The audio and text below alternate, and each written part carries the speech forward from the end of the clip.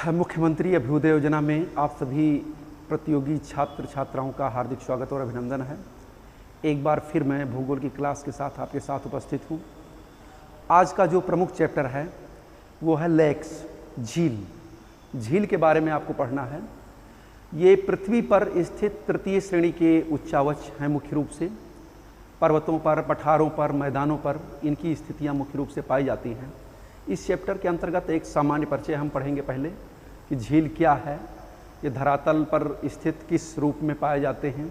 उसके बाद में झील के निर्माण की प्रक्रिया क्या है, कौन कौन से ऐसे फैक्टर हैं जिनसे झीलों का निर्माण होता है। और फिर उसके बाद में हम पढ़ेंगे इनका वर्ड डिस्ट्रीब्यूशन। तो इस वीडियो को मैं दो पार्ट में डिवाइड कर रहा हूँ, एक लेक्स और दूसरा जो इसका सेकंड पार्ट होगा इसी क्लिप में ही, वो मुख्य रूप से होगा प्लेन, मैदान। तो इन दोनों के बारे में आज मुख्य रूप से पढ़ना है। तो चलिए हम आपको सबसे पहले झील के रूप में बताते हैं। जैसे कि आप देख रहे होंगे इस चित्र में कि झील जो है या लेक्स इस धरातल पर स्थित एक जलपूर्ण स्रोत है, एक गड्ढे के रूप में जो जल भरा हुआ है हमारे इस धरातल पर, उसी को हम लेक्स कहते हैं।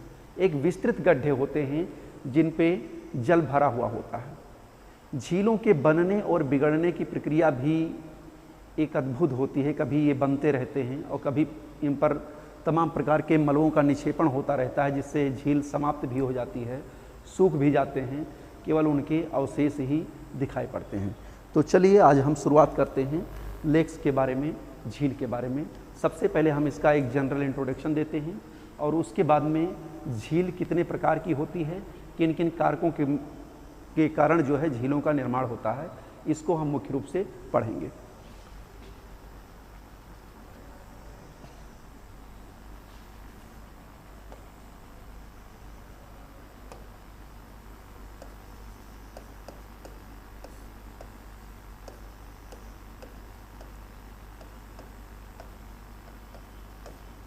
लेक्स,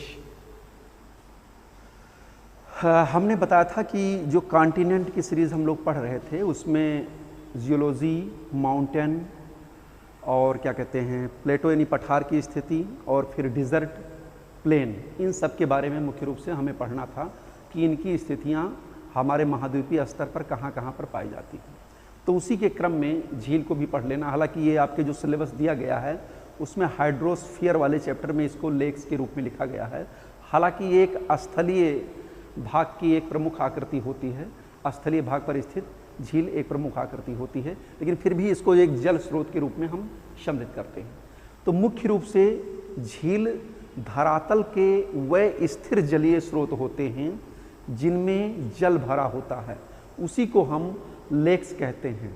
यानी एक ऐसा गड्ढा, एक विस्तृत, एक ऐसा भाग जिसमें जल की स्थिति पाई जाती हो, उसको हम लेक्स या झील कहते हैं।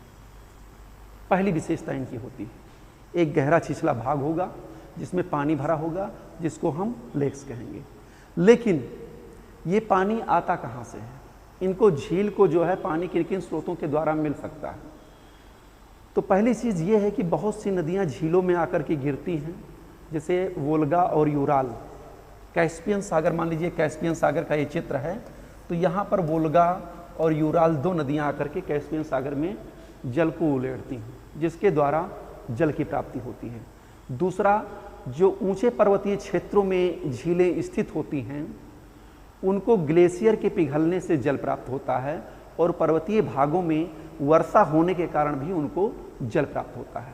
इसी प्रकार से जो मैदानी भाग की झीलें हैं उनमें भी वर्षा काल के दौरान पानी बरसता है और चारों तरफ से इकट्ठा होकर खेत खलिहान से उस तालाब या झील में जो है जमा हो जाता है, जिसको हम झील या लेक के नाम से जानते हैं। झील का आकार बड़ा भी हो सकता है, जैसे कैस्पियन सागर, सुपीरियर लेक्स। कैस्पियन सागर विश्व की सबसे बड़ी खारे पानी की झील है, सुपीरियर झील सबसे बड़ी ताजे पानी की झील है। तो उसी प्रकार से ये बड़े स्वरूप में भी हो सकती हैं, एक आकार में हो सकती हैं, यानी सागर के समान भी हो सकती हैं। और दूसरा, झील का आकार एक छोटे गड्ढे के रूप में भी हो सकता है, जिसको हम स्थानीय स्तर पर अपने गांव में, अपने आसपास के ग्रामीण क्षेत्रों में, जिसको हम मुख्य रूप से तालाब कहते हैं। या पोखरा कहते हैं। तो इन नामों से भी जो है जाना जाता है। दक्षिण भारत में, तमिलनाडु में आप जानते हैं कि ज़्यादातर तालाब पाए जाते हैं, तो उन सब क्षेत्रों में, आंध्र प्रदेश में, तमिलनाडु में इनको अलग अलग नामों से भी जाना जाता है। तो ये था झील का कॉन्सेप्ट। झील धरातल पर स्थित एक जलपूर्ण स्रोत के रूप में होते हैं, जिनकी निर्माण प्रक्रिया पृथ्वी के आंतरिक बलों और बहिर्जात प्रक्रमों के द्वारा होती है। इसी को अब हम आगे की तरफ समझाएंगे कि किस किस निर्माण प्रक्रिया के तहत झीलों का निर्माण हुआ है। दूसरी विशेषता हमने ये बताई थी, जलपूर्ण स्रोत के रूप में होते हैं। इनमें जो है वाटर का फ्लो नहीं होता है, जल एक तरीके से स्थिर रूप में ही हो सकता है, क्योंकि इनका संबंध किसी दूसरे भाग से नहीं होता है। चारों तरफ से जो नदियां या पानी आता है वो इन्हीं लेक्स में इकट्ठा हो जाता है मुख्य रूप से। तो इसलिए एक जल स्रोत के ही रूप में ये मुख्य रूप से होते हैं, स्थिर जल स्रोत के रूप में होते हैं। इनकी दूसरी विशेषता होती है अस्थायित्व, यानी ये धरातल पर कोई आवश्यक नहीं कि आज झील बन गई तो ये हमेशा रहेगी। हो सकता है नदियों के द्वारा इस झील की तलहटी में लगातार डिपोजिशन होता रहे और ये झील भर करके समाप्त होता रहे। यहाँ झील समाप्त हो जाएगी, फिर अगले स्थान पर कहीं पर झील का निर्माण होता रहेगा। ये सब प्रक्रियाएं चलती रहती हैं। तो ये मुख्य था झील और उसकी अवधारणा, क्या हम किसे कहते हैं झील को। अब आगे हम चलते हैं कि झील के कितने प्रकार हो सकते हैं और किन किन कारकों का योगदान झीलों के निर्माण में मुख्य रूप से होता है। और इसके बाद में वर्ल्ड डिस्ट्रीब्यूशन, ये महाद्वीपीय स्तर पर कहाँ कहाँ पर झीलें पाई जाती हैं, किन किन रूपों में हैं, खारे पानी की, मीठे पानी की, सबसे बड़ी, सबसे छोटी, पर्वतीय भाग में, मैदानी भाग में, पठारी भाग में किन किन प्रकार से झीलों का निर्माण होता है। तो हम चलते हैं झीलों के प्रकार के रूप में, इसको हम पहले समझते हैं। तो पहला है निर्माण प्रक्रिया के आधार पर झीलों का वर्गीकरण, या आप कह सकते हैं टाइप्स ऑफ लेक या क्लासिफिकेशन ऑफ लेक। झीलों का वर्गीकरण पहला है निर्माण प्रक्रिया के आधार पर।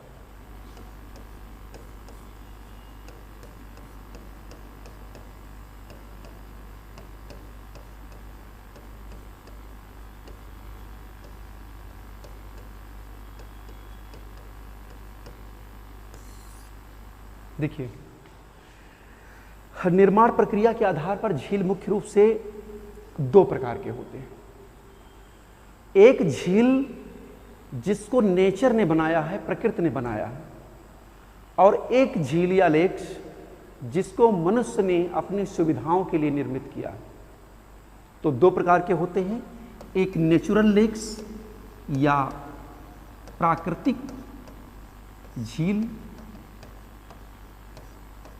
और दूसरा आर्टिफिशियल लेक्स, या इसको हम कहते हैं कृत्रिम या मानव निर्मित।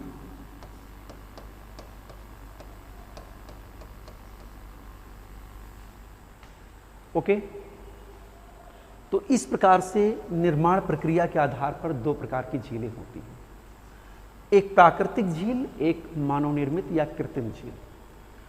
प्राकृतिक झील के निर्माण में प्राकृतिक स्रोतों का मुख्य रूप से योगदान रहता है, यानी प्राकृतिक प्रक्रियाएं उस पर घटित होने के कारण इनका निर्माण होता है। जैसा कि मैंने आपको एक बार बताया था कि हमारी इस पृथ्वी पर दो प्रकार के फोर्स काम करते हैं, एक इंडोजेनेटिक आंतरिक बल और दूसरा बहिर्जात बल। आंतरिक बलों में दो प्रकार का मूवमेंट होता है, एक हॉरिजॉन्टल मूवमेंट और एक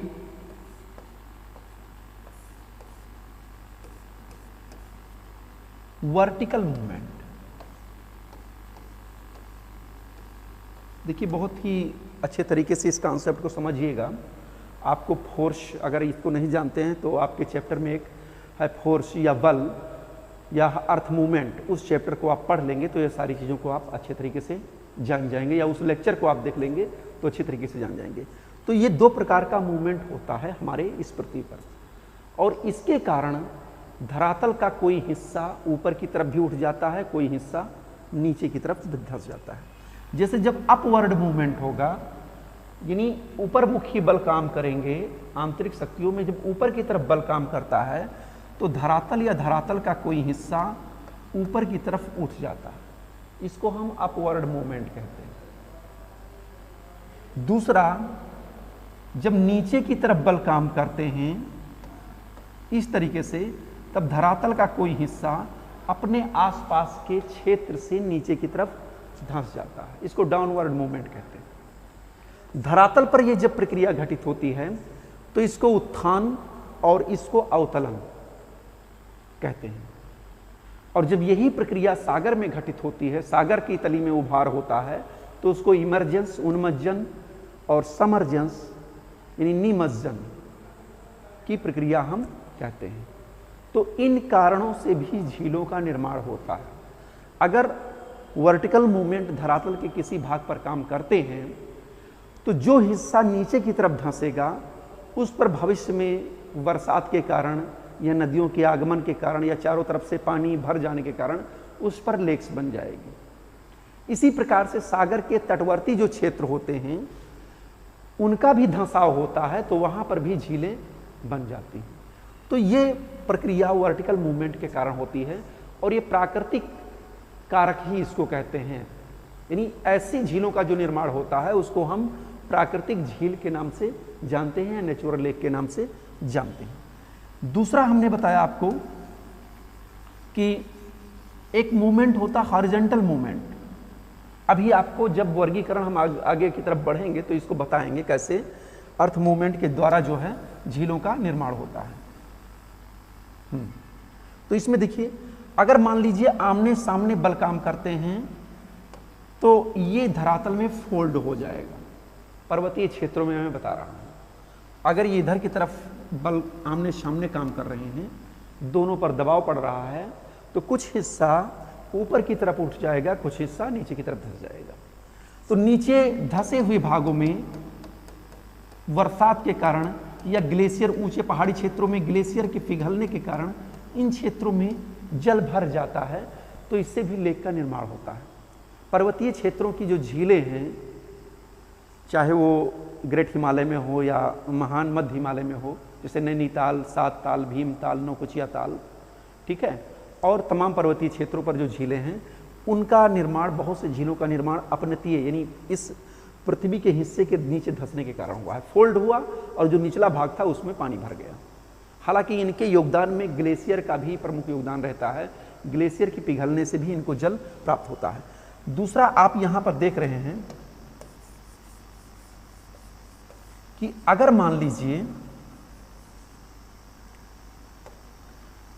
दो तरफ बल काम करते हैं और बीच में क्रैक हो जाता है, धंसाव हो जाता है, भविष्य में यहां पर भी पानी बरसने के कारण जल भर जाता है, तो इसको भी हम लेक कहेंगे। ये भी प्राकृतिक फैक्टर है, नेचुरल फैक्टर है। जैसे अफ्रीका की जो महान भ्रंश घाटी है, उसके सहारे टंगानिका, न्यासा, विक्टोरिया, रुडोल्फ, ये तमाम झीलें पाई जाती हैं। ये भ्रंशन की प्रक्रिया के कारण, तनाव मूलक बल की संचलन की तीव्रता के कारण पृथ्वी में दरारें पड़ी, जगह जगह पर गड्ढे हो गए, धंस गए और बाद में उन्हीं में पानी भर गया।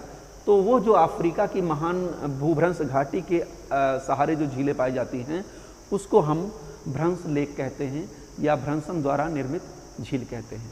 तो कुल कहने का तात्पर्य ये है, चाहे इंडोजेनेटिक फोर्सेज हो चाहे एक्सोजेनेटिक फोर्सेज हो, उन प्रक्रियाओं के कारण जिन झीलों का निर्माण होता है, प्राकृतिक प्रक्रियाओं के कारण, उसको हम नेचुरल लेक्स या प्राकृतिक झील कहते हैं। अब चलते हैं हम मुख्य रूप से दूसरे ग्रंथ पर। ये तो हो गए पृथ्वी के आंतरिक बल, चूंकि अभी इसको कहीं ना कहीं आगे भी पढ़ना पड़ेगा, तो इसको मैं यहीं पर क्लियर कर दे रहा हूं। अब जैसे इस पृथ्वी पर भी बहुत से बल काम करते हैं, इसके ऊपर, हमारे सरफेस के ऊपर, जैसे रिवर काम करता है।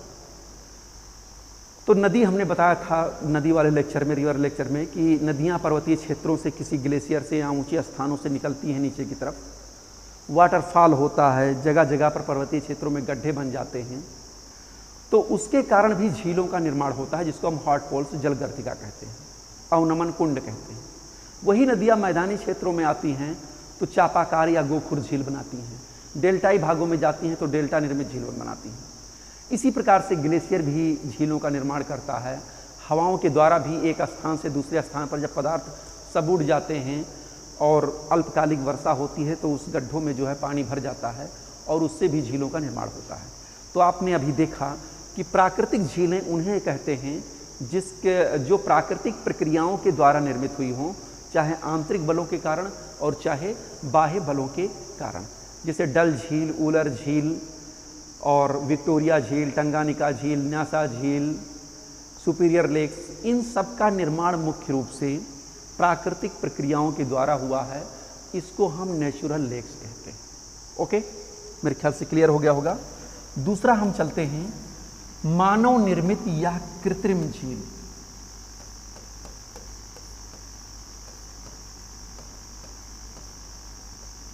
Artificial lakes. मनुष्य आप जान रहे हैं एक गतिशील प्राणी है। उसने नदी की धारा को भी मोड़ दिया है, नदियों पर बड़े बड़े बांध बना दिए हैं। अपने विकासीय कार्यों के लिए, सिंचाई के कार्यों में वृद्धि करने के लिए या बाढ़ पर नियंत्रण करने के लिए कई जगह पर नदियों पर बड़े बड़े बांध बनाए गए हैं और उन बांध को बना करके नदियों के पानी को एक बहुत बड़े क्षेत्र में उसने इकट्ठा कर लिया है। तो इस प्रकार से मनुष्य के द्वारा जो झीलों का निर्माण हुआ है उसको हम आर्टिफिशियल लेक्स या कृत्रिम झील या मानव निर्मित झील कहते हैं। ये मनुष्य अपने विभिन्न उद्देश्यों की पूर्ति के लिए इन झीलों का निर्माण करता है। जैसे आपने सुना होगा गोविंद सागर झील भारत में है और फिर गांधी सागर झील चंबल नदी पर है। जायसमंद, राजसमंद और पिछौता झील ये भी राजस्थान की कृत्रिम झीलें हैं जो मानव निर्मित हैं। यूएसए में हुअर झील और युगांडा में ऑनकॉल, मिस्र में हाई स्वान और घाना में ओल्टा झील, इन बड़े बड़े झीलों का निर्माण मनुष्य ने अपने कार्यों में प्रगति के लिए, अपने विकासीय कार्यों के लिए इन सब झीलों का निर्माण मुख्य रूप से किया है। तो आपको क्लियर हो गया होगा कृत्रिम झील ये आर्टिफिशियल होती है, मनुष्य के द्वारा होती है। जैसे मान लीजिए किसी क्षेत्र में बाढ़ ज़्यादा आ रही है तो अगर उस बाढ़ के पानी को किसी दूसरे एरिया में डाइवर्ट करना है तो उस क्षेत्र में डैम बनाना होगा और डैम हम बनाएंगे तो वहाँ पर बहुत ज़्यादा मात्रा में जल इकट्ठा हो जाएगा। उस जल को हम चारों तरफ से कवर कर देंगे तो एक प्रकार से वहाँ पर एक जलपूर्ण स्रोत हो जाएगा, जलपूर्ण लेक बन जाएगा। तो वो आर्टिफिशियल लेक हुआ क्योंकि मनुष्य ने उस प्राकृतिक प्रक्रिया में अवरोध करके पानी को इकट्ठा कर लिया। उसके बाद में उससे दूसरे स्थानों पर भी हम नहरों के माध्यम से पानी को पहुंचा सकते हैं। जिन क्षेत्रों में सूखे की स्थिति होती है वहां पर पानी को पहुंचा करके खेत खलिहान को हरा भरा कर सकते हैं।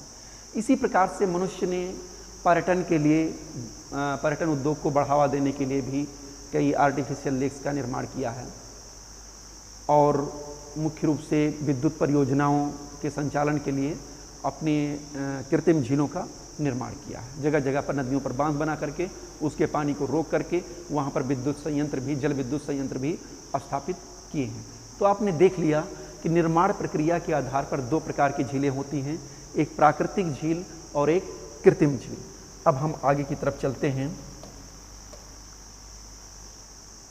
दूसरा जो मुख्य रूप से है, जल का स्वभाव क्या है। सेकंड,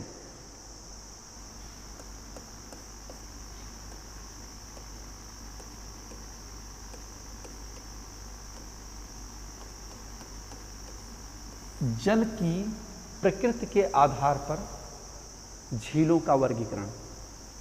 यानी जल का स्वभाव क्या है, वो खारा जल है कि मीठा जल है। खारा जल है तो खारे पानी की झील, मीठा जल है तो मीठे पानी की झील हम उसको कहेंगे। आप जानते होंगे, मैंने पढ़ाया था सैलिनिटी पढ़ाते समय, लवणता पढ़ाते समय, कौन कौन सी खारे पानी की झीलें हैं, कौन कौन सी मीठे पानी के स्रोत हैं। मुख्य रूप से अधिकतम लवणता वाले सागरों के बारे में मैंने बताया था। तो इसको भी आप देख लीजिए। सबसे पहले हम देखते हैं, ये भी दो प्रकार के होते हैं, एक खारे पानी की झील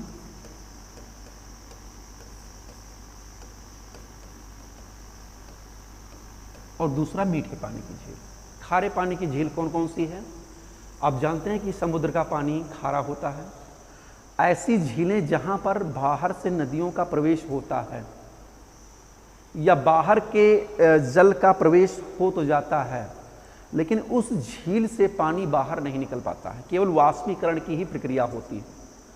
ऐसे झीलों में लवणता बढ़ जाती है। एक उदाहरण देकर के हम बता दे रहे हैं। जैसे मान लीजिए कि ये लेक है कोई, अब इस लेक में बाहर से पानी तो आ रहा है, ओके, लेकिन इसका पानी कहीं बाहर नहीं जा रहा है, केवल इवापोरेशन यानी वाष्पीकरण की प्रक्रिया संपन्न हो रही है। ओके, केवल वाष्पीकरण की प्रक्रिया संपन्न हो रही है। तो इसमें जल जो है वाष्पीकृत होकर के ऊपर की तरफ चला जाता है और नीचे पर सैलिनिटी ज़्यादा रहती है। तो ऐसी झीलों में जो है लवणता बढ़ती जाती है धीरे धीरे, इस कारण इनका पानी जो है अत्यधिक खारा हो जाता है। चलिए थोड़ा सा हम बता दे रहे हैं कौन कौन से लेक जिनमें खारापन ज़्यादा पाया जाता है। एक चीज़ यही जान लीजिए कि जहाँ पर बाहरी जल का प्रवेश हो, जैसे स्थलीय भाग से नदियाँ गिरेंगी उसमें तो अपने साथ लवण लाएंगी, ठीक है, लेकिन वो जब वाष्पीकरण होगा तो वही जल जो स्वच्छ होगा वो वाष्पीकृत होकर ऊपर चला जाएगा, लेकिन नीचे खारा पानी बचेगा, तो उससे उस झील में लवणता दिन प्रतिदिन बढ़ती जाती है। पहली लेक्स है कैस्पियन सागर झील, विश्व की सबसे बड़ी खारे पानी की झील। ये विश्व की सबसे बड़ी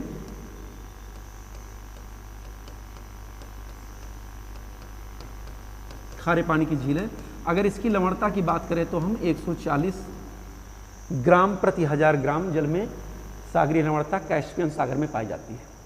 अभी हम इसको एक फिगर के माध्यम से आपको दिखा देंगे कि कैस्पियन सागर है कहाँ और उसमें कितनी लवणता किस मात्रा में पाई जाती है, थोड़ा सा इसको हम समझ लें। दूसरी लेक्स है कैस्पियन सागर में, ये है कि जैसे इस तरीके से ये लेक है कैस्पियन सागर, तो इसके उत्तरी भाग में वोल्गा और यूराल नदियाँ आती हैं, तो थोड़ी सी यहाँ पर सैलिनिटी कम हो जाती है। सैलिनिटी इसलिए कम हो जाती है कि कैस्पियन सागर का जल ज़्यादा खारा है, नदी का जो पानी आएगा वो कम खारा होगा, इसलिए इस क्षेत्र में ज़्यादा है। लेकिन वहीं दक्षिणी क्षेत्र में कैस्पियन सागर के ज़्यादा लवणता मुख्य रूप से पाई जाती है। तो ये विश्व की सबसे बड़ी खारे पानी की झील है। इसके बाद में एक झील और भी है, टर्की की वान झील।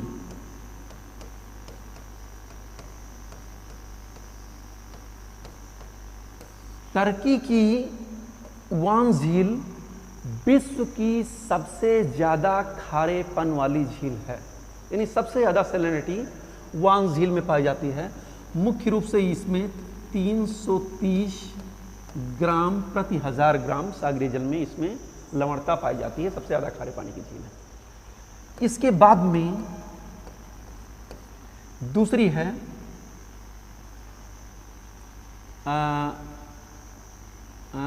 डेड सी, मृत सागर। मृत सागर का भी हम चित्र दिखा दे रहे हैं। ये जॉर्डन और इजराइल की सीमा के बीच में स्थित है और इसमें भी 238 ग्राम प्रति 1000 ग्राम सागरीय जल में लवणता पाई जाती है। हमने बताया था जब कहीं प्रतिशत और एक शून्य इस तरह से लिखा हो तो इसका मतलब होता है 1000 ग्राम। फिर से जान लीजिए, इसका मतलब होता है 1000 ग्राम और ये होगा सागरीय जल, और 238 का मतलब होता है ग्राम, ये होगा लवण की मात्रा। ओके, अगर कहीं पर 238% और एक शून्य आगे लिखा है तो इसका तात्पर्य 1000 से होता है, लेकिन ये 1000 सागरीय जल की मात्रा होती है और ये 238 ग्राम उस 1000 ग्राम जल में घुले हुए पदार्थों की मात्रा होती है, जिसको हम लवणता कहते हैं। ओके, यानी 1000 ग्राम सागरीय जल में घुले हुए पदार्थों की मात्रा को हम सागरीय लवणता कहते हैं। तो ये दो झीलें हो गई जो सबसे ज़्यादा इसमें लवण मुख्य रूप से पाया जाता है, वान झील और मृत सागर में। एक और है ग्रेट साल्ट लेक।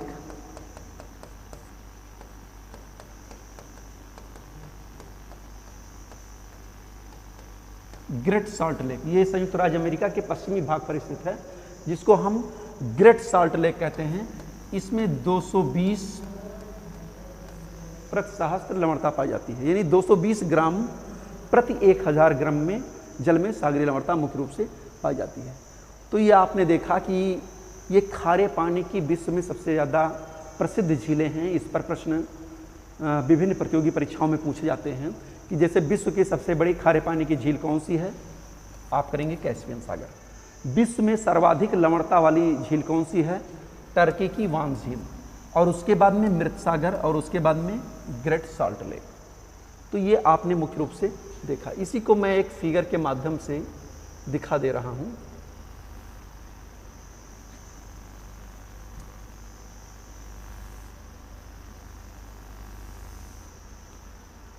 ये अभी हमने बताया था कि जो प्राकृतिक झीलें हैं तो उसमें सुपीरियर लेक, ह्यूरन लेक, और ये क्या कहते हैं ऑन्टोरियो, इरी, ये भी मैं बताऊंगा आपको। हाँ, ये देखिए डेड सी, इसी के बारे में बता रहा था। ये इज़राइल है और ये जॉर्डन है। आप अभी सुना होगा कि इज़राइल गाज़ा पट्टी हमास को लेकर के तमाम मुठभेड़ चल रहे हैं, तमाम गतिविधियां चल रही, बमबारी हो रही है। तो ये वही वाला क्षेत्र है, डेड सी यही है। ये जॉर्डन है इधर की तरफ, पूरब की तरफ, पश्चिम की तरफ ये इज़राइल पड़ता है, और इसी दोनों की जो सीमा है, बॉर्डर है, इसी पर डेड सी पाया जाता है। और इसका अभी हमने बता दिया था कि 238 ग्राम प्रति 1000 ग्राम जल में सागरीय लवणता इसमें मुख्य रूप से पाई जाती है। और एक लेक्स और है, कैस्पियन सागर ये है। यहाँ पर आप देखेंगे वोल्गा नदी, ये यूराल नदी, इधर इम्बा नदी, 3 नदियाँ कैस्पियन सागर के उत्तरी भाग में यहाँ पर प्रवेश करती हैं। इसलिए कैस्पियन सागर के उत्तरी भाग में लवणता कम हो जाती है, सैलिनिटी कम हो जाती है। लेकिन दक्षिणी भाग में किसी नदी का जल नहीं प्रवेश कर पाता। छोटी छोटी नदियां हैं, लेकिन ज़्यादा मात्रा में लवणता जो है इसके दक्षिणी भाग में पाई जाती है। तो ये कैस्पियन सागर है। ये कजाकिस्तान इधर की तरफ रूस, इधर ईरान, इधर ऑस्ट्रिया, अजरबैजान, ठीक है, और इधर की तरफ ये तुर्कमेनिस्तान के बीच में ये जो है कैस्पियन सागर की स्थिति बनती है। ये विश्व की सबसे बड़ी खारे पानी की झील है। इसको सागर भी कहते हैं, इसकी विशालता के कारण बहुत ज़्यादा मायने। और ये आप देख लीजिए सुपीरियर लेक्स का है। यहाँ पर आप देखिए, ये एक चित्र यहाँ पर दिखाई दे रहा है, यही जो है मृत सागर है, ग्रेट सॉल्ट लेक है।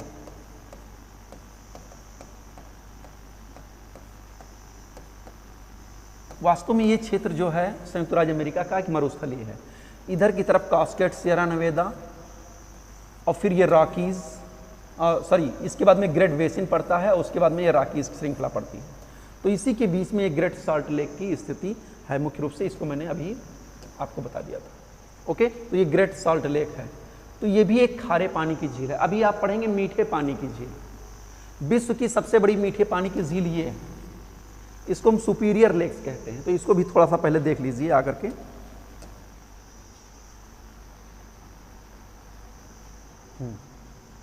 चलते हैं। तो अभी आपने देखा कि जल के स्वभाव के आधार पर एक खारे पानी की झील को आपने पढ़ा, और दूसरा आप पार्ट पढ़ेंगे मीठे पानी की झील।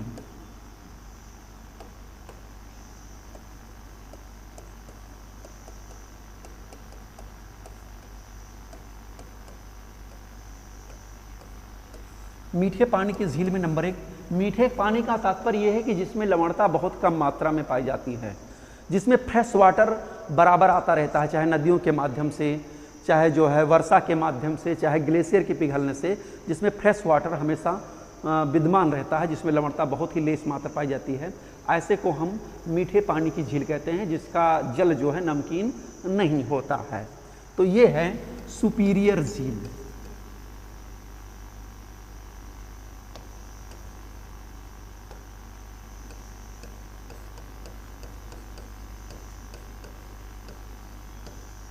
अभी मैंने आपको इसको सुपीरियर लेक का दिखाया, अभी फिर दिखा देंगे। तो सुपीरियर लेक विश्व की सबसे बड़ी मीठे पानी की झील है। इसके बाद में एक लेक्स और है, बैकाल झील। कैस्पियन सागर के पूरब में ये पड़ता है, मध्य एशिया में। बैकाल झील ये विश्व की सबसे गहरी झील है, मीठे पानी की सबसे गहरी झील है। एक है टिटिकाका झील।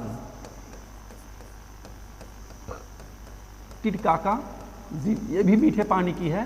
ये एंडीज पर्वत श्रृंखला पर बहुत ही ऊंचाई पर स्थित है, और ये विश्व की सबसे ऊंची नौगम्य झील है जहाँ पर नौकायन वगैरह होता है।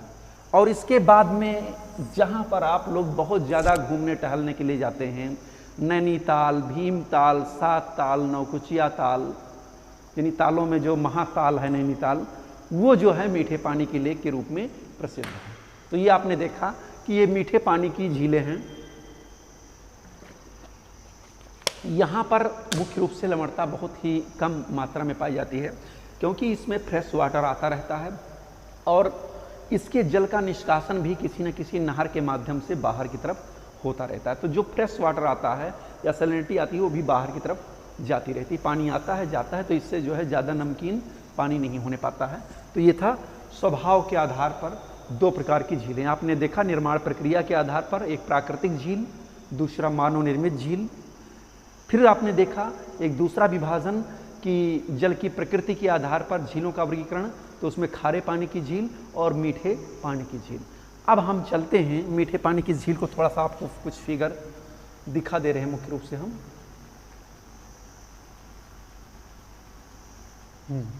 ये सुपीरियर लेक्स, ओके, ये सुपीरियर, मिशिगन, ह्यूरन, इसको ग्रेट लेक्स भी कहते हैं, महान झील कहते हैं। संयुक्त राज्य अमेरिका और कनाडा की सीमा पर ये लेक्स स्थित हैं और विश्व की सबसे बड़ी झीलों के रूप में सुपीरियर लेक्स मीठे पानी की झील के रूप में हैं और इसको हम महान झील की संज्ञा देते हैं। इसी प्रकार से एक लेक्स मैंने और बताया था, ये कैस्पियन सागर खारे पानी की है, अभी हमने बता दिया था। ये डेड सी भी, ये भी खारे पानी की है।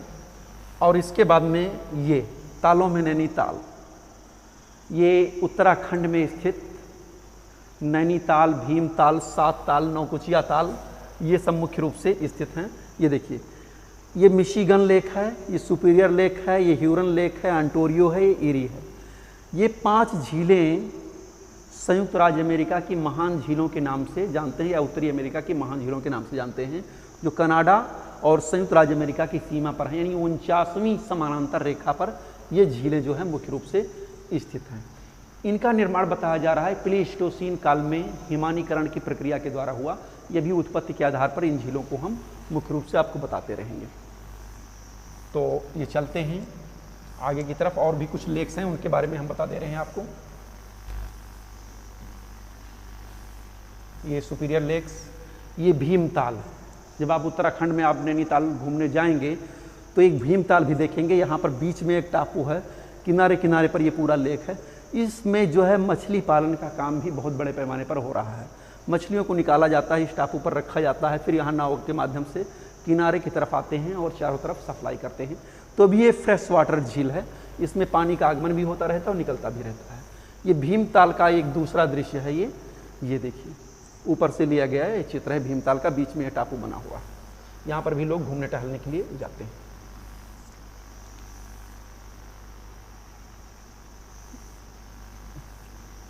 चलिए, ओके।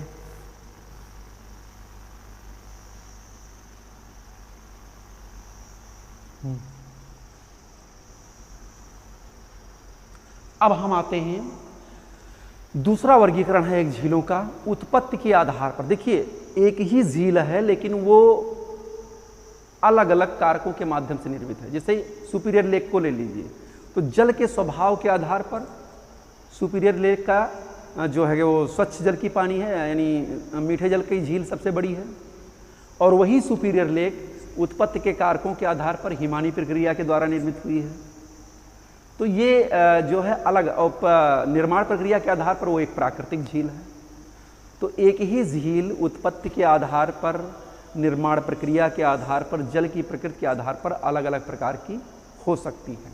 चलते हैं हम, कौन कौन से ऐसे फैक्टर हैं जो झीलों की उत्पत्ति में सहायक होते हैं और ये कौन कौन से हैं, इसको मुख्य रूप से हम जानते हैं। तो पहला है उत्पत्ति के आधार पर झीलों का वर्गीकरण, ओरिजिन कैसे होती है इनकी।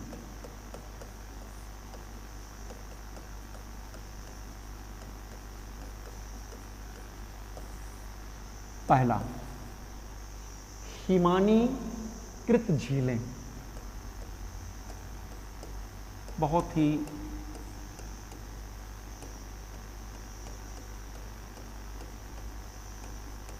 देखिए, इसमें मुख्य रूप से जो इरोजन ऑफ एजेंट होते हैं, अपरदन के जो अभिकर्ता होते हैं, उनके द्वारा झीलों के निर्माण की प्रक्रिया को बताया गया है। तो आपका हिमानी है, विंड्स है, रिवर है, ठीक है, और ओशियन वेव्स हैं, तो इनके कारण भी झीलों का निर्माण हुआ है। तो ये दो प्रकार से निर्माण हुआ है, एक इरोजनल फैक्टर के कारण और एक डिपोजिशनल फैक्टर के कारण, यानी मुख्य रूप से अपरदन के कारण और दूसरा मुख्य रूप से जमाव की प्रक्रिया के कारण। कहीं कहीं पर नदियों का मार्ग अवरुद्ध हो जाता है तो उससे भी झीलों का निर्माण हो जाता है। तो हिमानीकृत झीलें भी मुख्य रूप से दो प्रकार की होती हैं, एक हिमानी अपरदन के द्वारा निर्मित झीलें और एक डिपोजिशनल, डिपोजिट के द्वारा, जमाव के द्वारा मुख्य रूप से झीलें। एक जमाव प्रक्रिया या हम इसको निक्षेपण कहते हैं, और दूसरा अपरदन, इरोजनल, यानी depositional lakes and erosional lakes. ये प्रत्येक जो अपरदन का एजेंट है वो ये दोनों प्रक्रियाएं करता है। कहीं पर काटता है तो उससे भी झीलों का निर्माण होता है, कहीं पर मार्ग में अवरोध कोई पदार्थ जमा कर दिया तो वहाँ पर भी पानी रुक गया और वहाँ पर भी झीलों का निर्माण होता है, वहाँ पर भी झीलों का निर्माण होता है। तो हम देखते हैं जमाव की प्रक्रिया के दौरान, पंखा चला दो, जमाव की प्रक्रिया के दौरान मुख्य रूप से झीलों का निर्माण, आप जानते हैं कि एक भूगर्भिक युग था, प्लीस्टोसीन युग। तो उस प्लीस्टोसीन काल में बड़े पैमाने पर हिमानीकरण की प्रक्रिया घटित हुई, यानी पूरे पृथ्वी पर, खासकर उत्तरी ध्रुवीय क्षेत्र पर, कनाडा, यूएसए, उत्तरी पश्चिमी यूरोप के क्षेत्रों पर बहुत बड़े पैमाने पर जो है हिम का प्रसार हो गया। और उसके बाद में हिम का प्रसार होने के बाद में जब फिर क्लाइमेट चेंज हुआ, ग्लोबल वार्मिंग हुई या पृथ्वी का तापक्रम बढ़ा, तो उसके बाद में हुआ क्या कि वही जो है कुछ डिपोजिशन हुआ। हिमानी के द्वारा जो निक्षेपित पदार्थ हैं उनको मोरेन कहा जाता है या हिमोड़ कहा जाता है। तो हुआ क्या कि उनका डिपोजिशन भी हुआ, जिसके कारण जो है जो जल पिघला ग्लेशियर का, वही छोटे छोटे गड्ढों, गर्तों में जो है जल के रूप में भर गया और उसी से जो है हिमानीकृत झीलों का निर्माण हुआ। उत्तरी अमेरिका की जो झीलें हैं, खासकर विनीपेग और क्या कहते हैं ये ग्रेट वियर, कनाडा की झीलें, विनीपेग और संयुक्त राज्य अमेरिका और कनाडा की सीमा पर महान झील, ये सब झीलों का निर्माण जो है हिमानीकरण की प्रक्रिया के द्वारा भी हुआ है। हमारे उत्तराखंड में जो हिमालय पर्वतीय क्षेत्र की झीलें हैं उनका भी निर्माण हिमानीकरण की प्रक्रिया के द्वारा हुआ है। और खासकर झीलों का निर्माण जो उत्तरी पश्चिमी यूरोप में हुआ है, फिनलैंड, आइसलैंड, इन सब क्षेत्रों में, वो भी हिमानीकरण की प्रक्रिया के द्वारा हुआ है। और वहाँ पर उत्तरी पश्चिमी यूरोप में, खासकर फिनलैंड, स्विट्जरलैंड, इन सब के आसपास में बहुत सी झीलें पाई जाती हैं, हजारों झीलें पाई जाती हैं, जिन्हें झीलों की वाटिका कहा जाता है।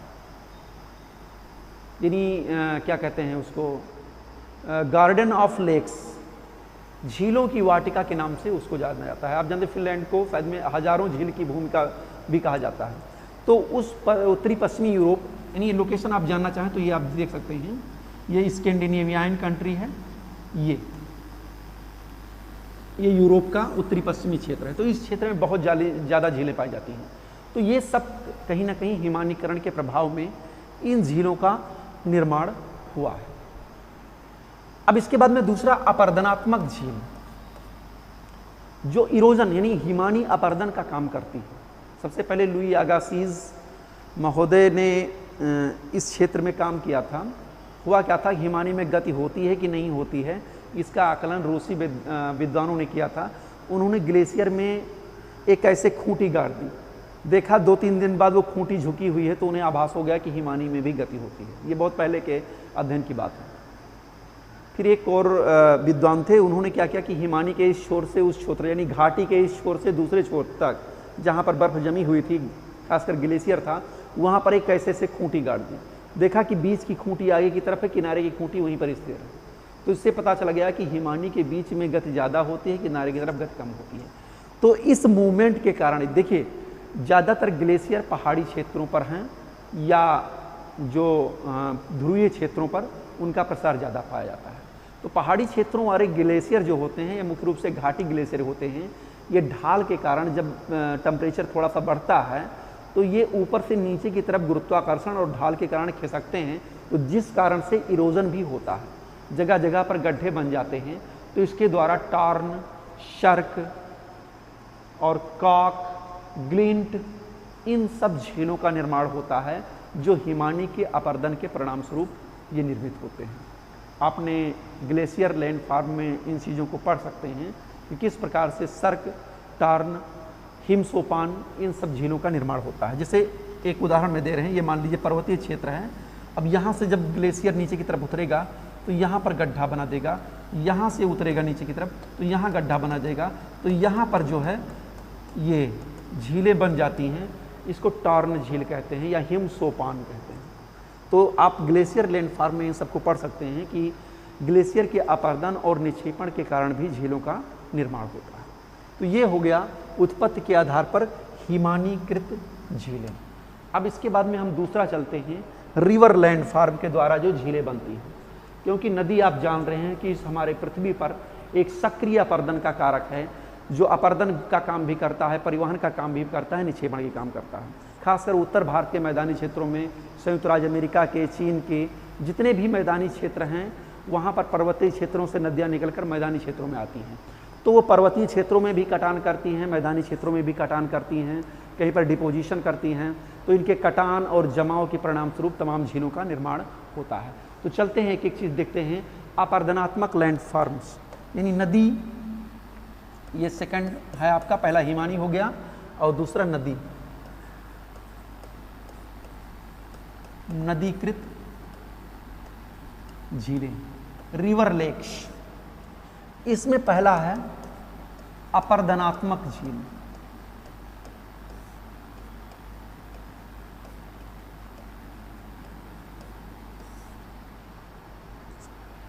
अब अपर्दनात्मक झील में कौन कौन सी आएगी? हमने बताया था रिवर लैंडफॉर्म में, आपको बहुत अच्छे तरीके से बताया था कि नदी जब पर्वतीय क्षेत्रों से नीचे की तरफ उतरती है तो जगह जगह पर वो जो है गड्ढे बना देती है। जैसे मान लीजिए कोई ये पर्वतीय क्षेत्र है ये, अब यहाँ से रिवर जब ऊपर से नीचे की तरफ गिरेगी तो यहाँ पर लेक्स बन जाएंगे, गड्ढे बन जाएंगे। फिर यहाँ से नदी नीचे की तरफ गिरेगी तो यहाँ गड्ढे बन जाएंगे। इसी प्रकार जब वाटरफॉल बनता है,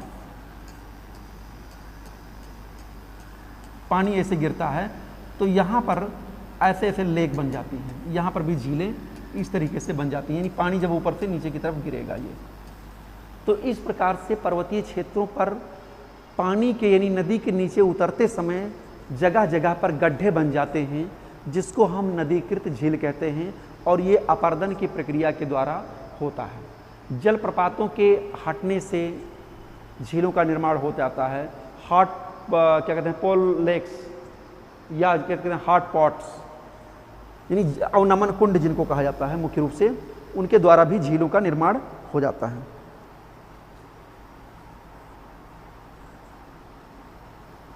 अवनमन कुंड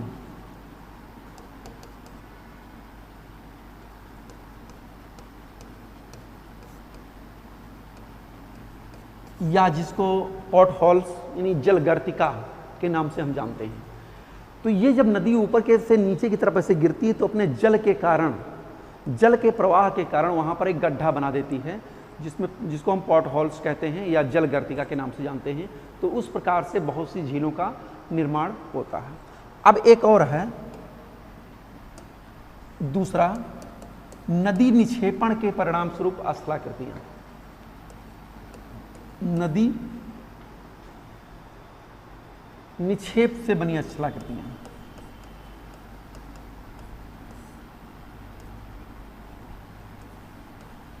झील, लेक्स। नदी पर्वतीय क्षेत्रों से मैदानी भागों में आती है, मैदानी से फिर डेल्टाई भागों में जाती है। तो जगह जगह पर नदी कभी कभी अपना मार्ग बदल देती है। तो मार्ग बदलने के कारण जो गड्ढे होते हैं वो ब्लॉक हो जाते हैं और वहाँ पर भी जो है लेक्स बन जाते हैं, जिनको गोखुर झील या झारड़न झील कहते हैं। अभी मैं लैंडफॉर्म, रिवर लैंडफॉर्म पढ़ाते समय इसको मैं बता दिया हूँ, लेकिन फिर भी उसका जिक्र यहाँ पर कर दे रहा हूँ। एक तो कुछ झीलों का निर्माण पर्वत पदीय क्षेत्रों में होता है। यानी जहां पर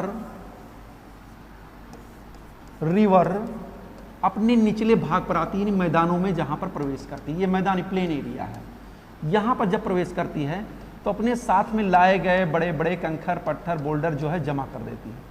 तो कभी कभी उनके अवरोध के कारण यहाँ पर जो है लेक्स बन जाते हैं। गिरिपद भागों में जो पर्वतों का निचला भाग है वहाँ पर डिपोजिशनल प्रक्रिया के कारण जलोढ़ पंख और जलोढ़ शंकुओं के जमाव के कारण एलुवियल कोन एंड एलुवियल क्या कहते हैं फैंस, इनके कारण जो है मार्ग अवरुद्ध हो जाता है।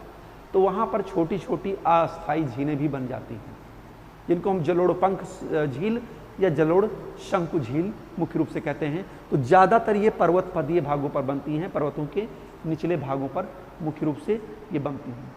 जैसे कैलिफोर्निया का है ओवन झील, ये मुख्य रूप से जलोढ़ पंख जलोढ़ शंकु के द्वारा मुख्य रूप से बना हुआ है। अब इसी प्रकार से कुछ झील होती है जो मैदानी क्षेत्रों में बनती है और नदी के अपर्दन और निक्षेपण दोनों प्रक्रियाओं का उसमें योगदान रहता है।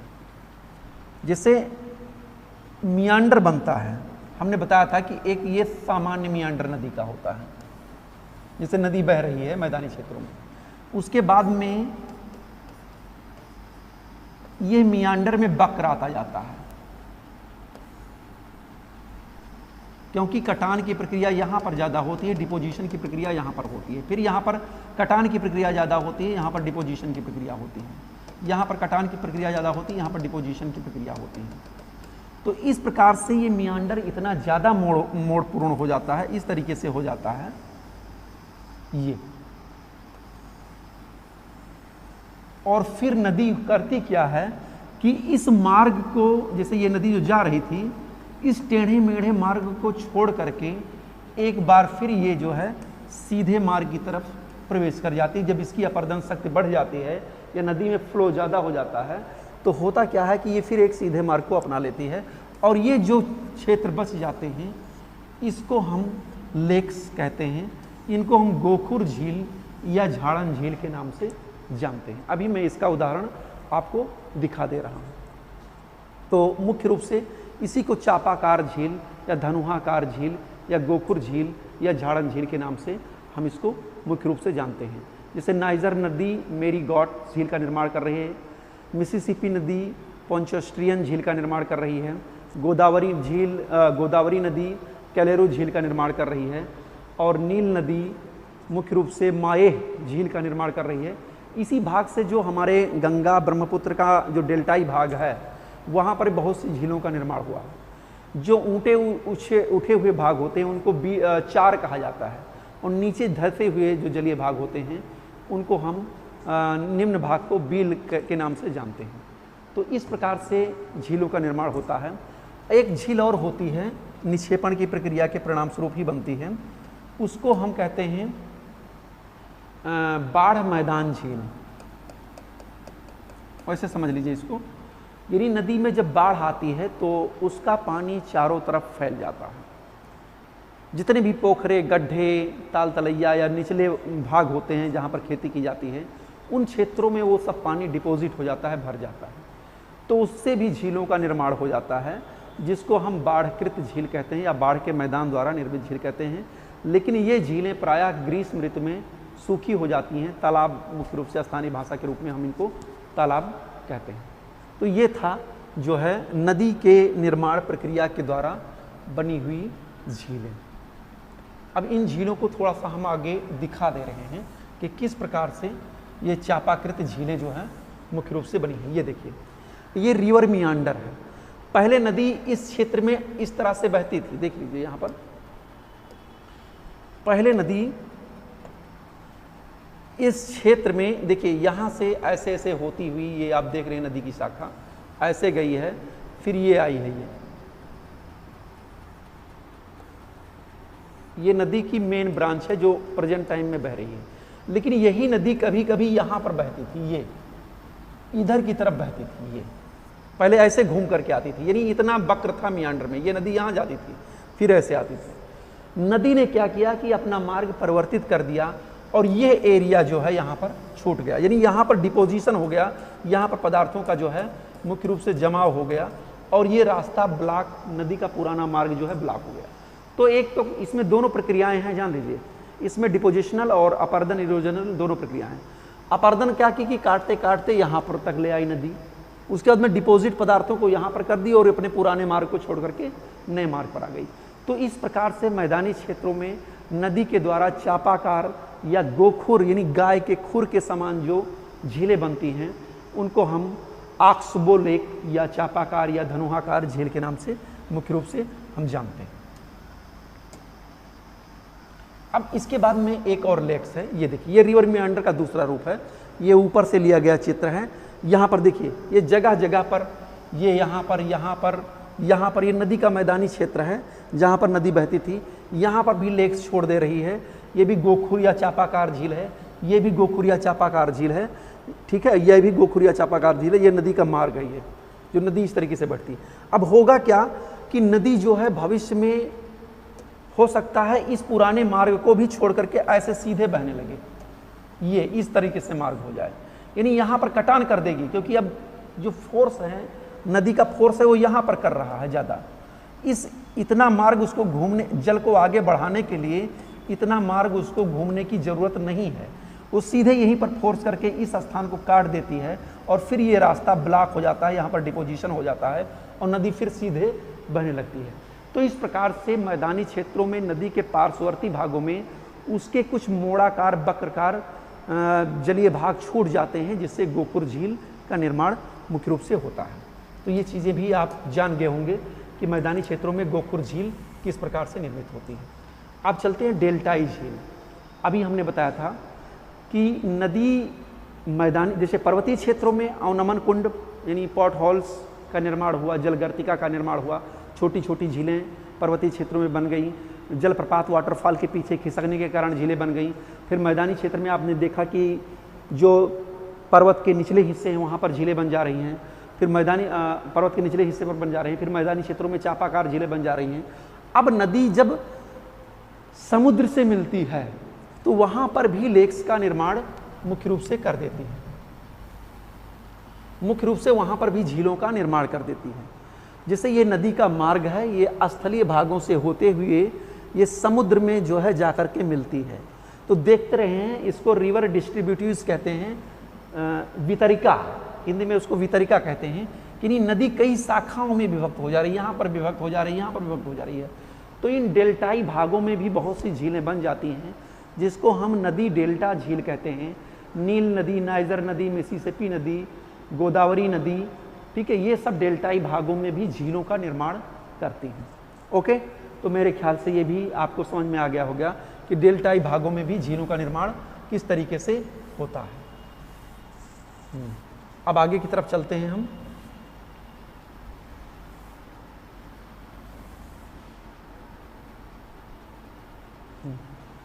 चलते हैं, कुछ और भी अंतर्जात बलों के कारण भी झीलों का निर्माण होता है, जैसे ज्वालामुखी झील, वॉल्केनो लेक्स।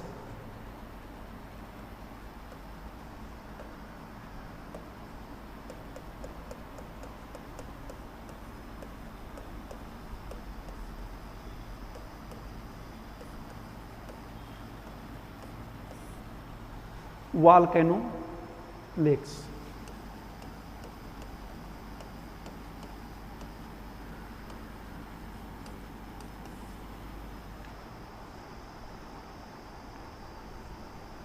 हाँ, देखिए, इसमें है क्या कि ज्वालामुखी की प्रक्रिया आप जानते होंगे कि ज्वालामुखी की प्रक्रिया में पृथ्वी के आंतरिक भाग से गर्म तृप्त पदार्थ जो है अंदर से बाहर की तरफ निकलता है, पृथ्वी की सतह को तोड़ करके।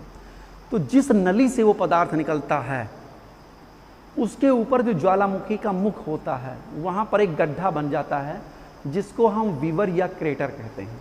एक मैं यहाँ पर चित्र बना दे रहा हूँ।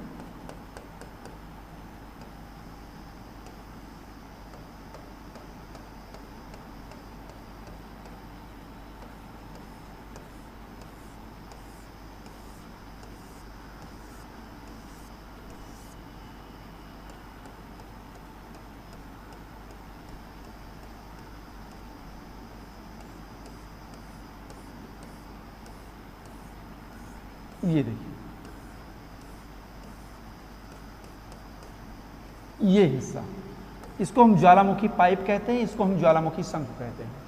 तो इस ज्वालामुखी का जो ऊपरी भाग होता है, इसको हम वीवर या इसको क्रेटर कहते हैं, इंग्लिश में भी वीवर या क्रेटर कहते हैं।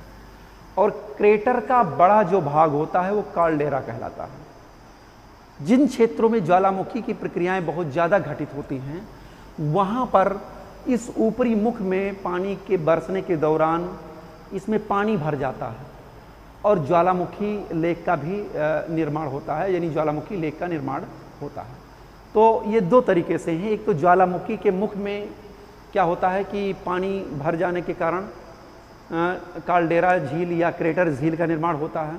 और कभी कभी क्या होता है कि जब ज्वालामुखी का उद्गार शांत ढंग, ज्वालामुखी का उद्गार दो प्रकार से होता है। एक उद्गार होता है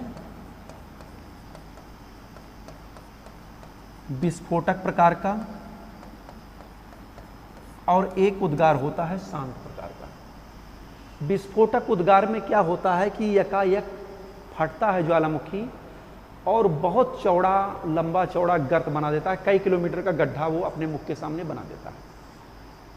तो उसको हम क्रेटर कहते हैं। बाद में उसमें पानी भर गया, तमाम पेड़ पौधे उगाए, तो वो भी एक झील हो जाती है। नेचुरल लेक इसे भी कहते हैं, लेकिन ज्वालामुखी प्रक्रिया के द्वारा ये होता है। और जो उद्गार शांत होता है, जैसे मान लीजिए भारत के प्रायद्वीपीय भाग पर आप जानते होंगे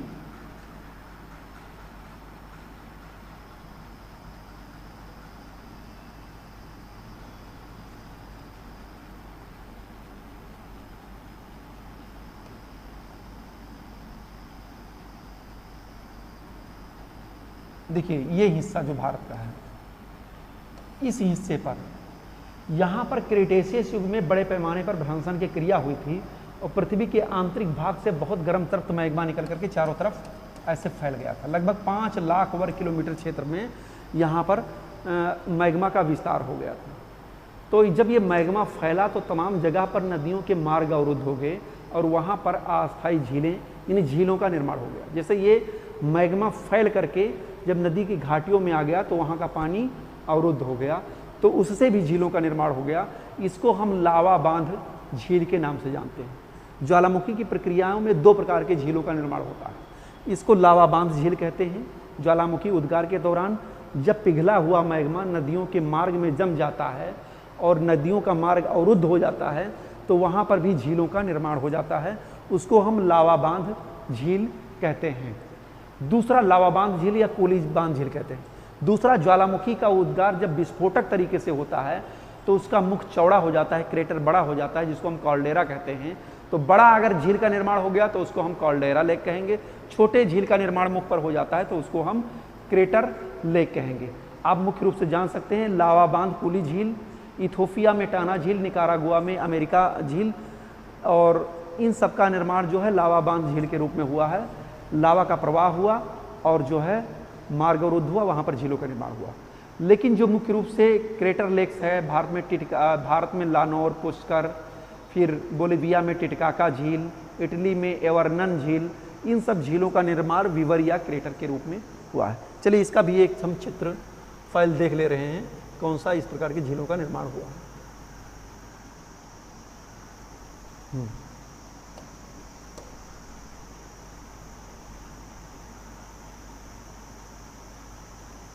ये देखिए, ये एक ऊपर से लिया गया, आकाश से लिया गया, अंतरिक्ष से लिया गया एक चित्र है। ये ज्वालामुखी का मुख है ये चारों तरफ से, और इसमें बीच में पानी भरा हुआ है, यानी बहुत पहले ज्वालामुखी का विस्फोट हुआ होगा और ये चारों तरफ से पृथ्वी के आंतरिक भाग से निकले हुए पदार्थों का जमाव यहाँ पर पाया जाता है। तो इसी को हम क्रेटर लेक्स कहते हैं।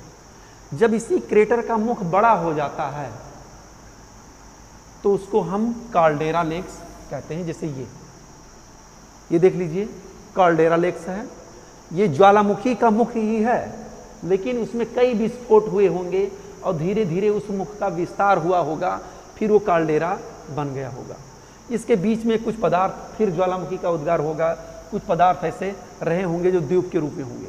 बहुत से ऐसे ज्वालामुखी के जो मुख हैं वो एक पर्यटन के रूप में है, पर्यटकों को आकर्षित और लुभावने प्रतीत करते हैं। ये देखिए यहाँ पर कोनीफेरस फॉरेस्ट भी उगे हुए हैं, कोणधारी वनस्पतियाँ भी यहाँ पर दिखाई दे रही हैं, वृक्ष भी दिखाई दे रही हैं।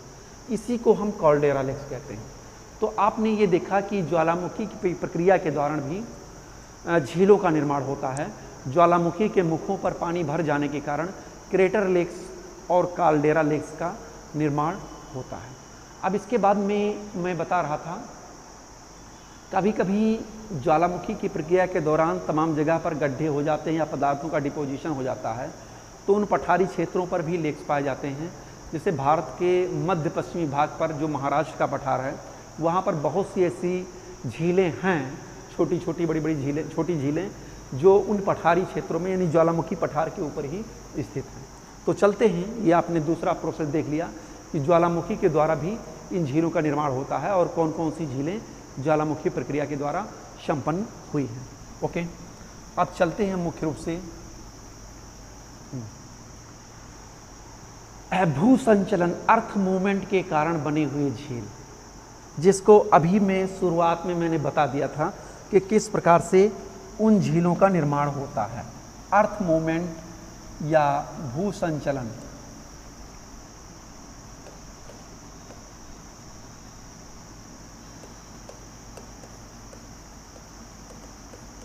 मुझे ज़्यादा बचाने की ज़रूरत नहीं है, ज़्यादा बताने की ज़रूरत नहीं है। अभी मैंने बता दिया कि इंडोजेनेटिक फोर्सेस के कारण अपवर्ड डाउनवर्ड मूवमेंट होते हैं। तो जहाँ पर डाउनवर्ड मूवमेंट होते हैं वहाँ पर पृथ्वी का कोई हिस्सा अपने आसपास के क्षेत्र से नीचे की तरफ धंस जाता है और वहाँ पर झीलें बन जाती हैं। बहुत से क्षेत्रों में, नदी घाटी क्षेत्रों में अपवर्ड मूवमेंट होते हैं, तो वहाँ पर क्या होता है कि नदी का मार्ग अवरुद्ध हो जाता है और वहाँ पर भी झीलें मुख्य रूप से बन जाती हैं। अब देखिए, इसमें मुख्य रूप से कई प्रक्रियाएं, भू संचलन में कई प्रक्रियाएं होती हैं। कुछ वलन की प्रक्रियाएं होती हैं, कुछ भ्रंशन की प्रक्रियाएं होती हैं। तो वलन की प्रक्रियाओं में अपनतीय और अभनतीय झीलों का निर्माण होता है। एंटीक्लाइन लेक्स और सिंक्लाइन लेक्स का निर्माण होता है। देखिए, ये मान लीजिए इधर की तरफ फोर्स काम कर रहे हैं, इधर की तरफ फोर्स काम कर रहे हैं, अर्थ मूवमेंट हो रहा है। तो दोनों की तरफ से बल जब काम करेंगे तो होगा क्या कि कुछ भाग ऊपर की तरफ उठ जाएगा और कुछ भाग नीचे की तरफ धंस जाएगा। तो नीचे धंसे हुए भाग को हम सिंक्लाइन कहते हैं या भूसन्नत कहते हैं या अभिनत कहते हैं, और ऊपर उठे हुए भाग को एंटीक्लाइन और नीचे धंसे हुए भाग को सिंक्लाइन। इसको हम अभिनत और इसको हम अपनत के नाम से जानते हैं। तो पर्वतीय क्षेत्रों में जब फोल्डेड माउंटेन की प्रक्रिया घटित होती है, वलित पर्वतों के निर्माण की प्रक्रिया घटित होती है, तो ऐसी अभिनतियों में जो है जल भर जाता है और ये भी जलपूर्ण गर्त के रूप में होती हैं, जिससे झीलों का निर्माण होता है। तो इसको आप जानते हैं, जैसे स्विट्जरलैंड की जेनेवा झील, दक्षिणी अफ्रीका की एडवर्ड झील, ये इन्हीं फोल्डेड माउंटेन के निचले हिस्सों में मुख्य रूप से झीलें। हिमालय पर्वत में भी बहुत सी ऐसी झीलें हैं।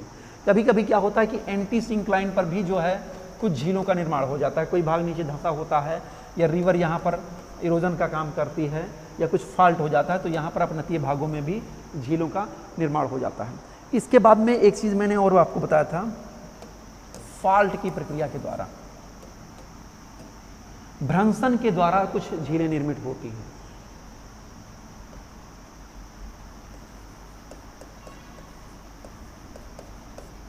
फॉल्ट के द्वारा कुछ झीलें निर्मित होती हैं। जैसे मैंने आपको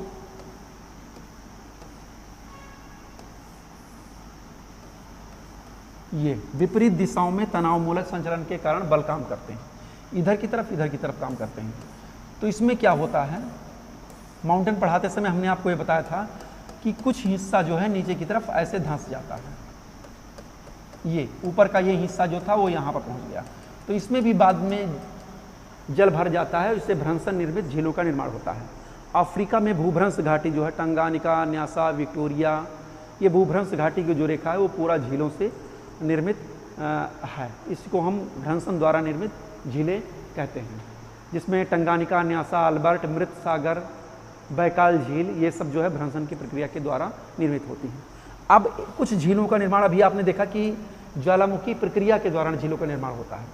कुछ झीलों का निर्माण अर्थक्वेक्स के परिणाम स्वरूप होता है, क्योंकि जब भूकंप आता है तो पृथ्वी पर बहुत बड़े पैमाने पर हलचल होती है, कुछ भाग ऊपर उठ जाता है, कुछ भाग नीचे धंस जाता है, तमाम तबाही होती है। तो इस कारण बहुत से स्थानों पर जो है पृथ्वी में धंसाव की प्रक्रिया के कारण झीलें निर्मित हो जाती हैं। ऐसी झीलों को हम जो है भूकंप निर्मित झीलें कहते हैं। जैसे संयुक्त राज्य अमेरिका में टेनेसी घाटी में रील पुल घाटी का जो निर्माण हुआ है वो भूकंप निर्मित गतिविधियों के कारण हुआ है। अब मुख्य रूप से हमको ये देखना था, ये तो हमने आपको बता दिया कि झीलें क्या होती हैं, इनका कॉन्सेप्ट क्या है, किस प्रकार से निर्मित होती हैं। झीलों में पानी किन किन स्रोतों से आता है, वर्षा के स्रोतों के द्वारा आता है, नदियों के माध्यम से आता है, ग्लेशियर के पिघलने के माध्यम से आता है। इसके बाद में आपने देखा कि निर्माण प्रक्रिया के आधार पर झीलें दो प्रकार की होती हैं, एक प्राकृतिक झीलें और एक कृत्रिम झीलें। प्राकृतिक झीलें जो भूगर्भिक हलचलों के परिणाम स्वरूप या अर्थ मूवमेंट के परिणाम स्वरूप जिन झीलों का निर्माण होता है उनको प्राकृतिक झीलें कहते हैं। इनको बनाने में मनुष्य का योगदान नहीं होता है, ये इंडोजेनेटिक एक्सोजेनेटिक फोर्सेस के कारण इन झीलों का निर्माण होता है। दूसरा आपने देखा कि कृत्रिम झीलें, ऐसी झीलें जिसको मनुष्य ने बनाया है, उन झीलों को हम कृत्रिम झीलें कहते हैं। और इसके बाद में आपने देखा कि जल के स्वभाव के आधार पर खारे पानी की झीलें और मीठे पानी की झीलें कौन कौन सी हैं। और फिर इसके बाद में उत्पत्ति के आधार पर देखा आपने हिमानीकृत झीलें, उसके अपर्दन से किस प्रकार की झीलों का निर्माण होता है, और निक्षेपण के परिणाम स्वरूप किस प्रकार की झीलों का निर्माण होता है। और फिर नदी के अपर्दन और निक्षेपण के परिणाम स्वरूप किस प्रकार की झीलों का निर्माण होता है। और फिर आपने देखा कि ज्वालामुखी और अर्थ मूवमेंट के कारण किस प्रकार की झीलों का निर्माण होता है।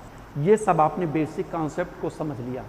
लेकिन सबसे महत्वपूर्ण चीज़ ये है कि जो परीक्षाओं में पूछे जाते हैं, यूपीएससी या यूपीपीसीएस की परीक्षाओं में तो कॉन्सेप्ट बेस ही रहेंगे। जो चीज़ें पढ़ाई गई हैं इसी के आधार पर इसी से आपका टेस्ट लिया जाएगा। लेकिन सामान्य परीक्षाओं में झीलों की लोकेशन, यानी किस महाद्वीप में है और किस प्रकार की झीलें हैं, इसके बारे में भी मुख्य रूप से पूछा जाता है। तो उस चीज़ को भी हम आपको बता दे रहे हैं।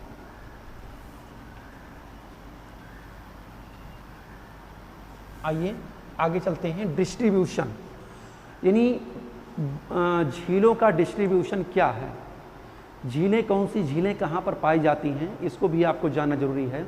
क्योंकि कभी कभी प्रश्नों में झीलों को उनके स्टेट वाइज या कॉन्टिनेंट वाइज सुमेलित करना पड़ता है, या खारे पानी की झीलें, मीठे पानी की झीलें कौन कौन सी हैं, उनको भी सही जोड़े के हिसाब से प्रश्न का उत्तर देना पड़ता है।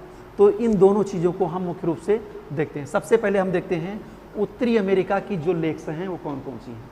यहाँ पर आप देखते होंगे ग्रेट बियर लेक्स, ये झील है, उत्तरी अमेरिका की झीलें हैं। फिर ग्रेट स्लेव लेक्स, ये उत्तरी अमेरिका की झीलें हैं। और फिर ये महान झीलें, हमने जो कहा संयुक्त राज्य अमेरिका की 5 झीलों के समूह को हम ग्रेट लेक्स के नाम से जानते हैं। मिशिगन, सुपीरियर, एरी, ह्यूरन, ऑन्टारियो, ये 5 झीलें हैं। इसको भी मैं बताता चलता हूँ। इन झीलों का निर्माण हिमानीकरण की प्रक्रिया के परिणाम स्वरूप हुआ है। ज़्यादातर प्लीस्टोसीन युग में ही झीलों का निर्माण हुआ है। उसके बाद में मध्य अमेरिका में निकारागुआ एक लेक्स है। यहाँ पर माराकाइबो एक लेक्स है।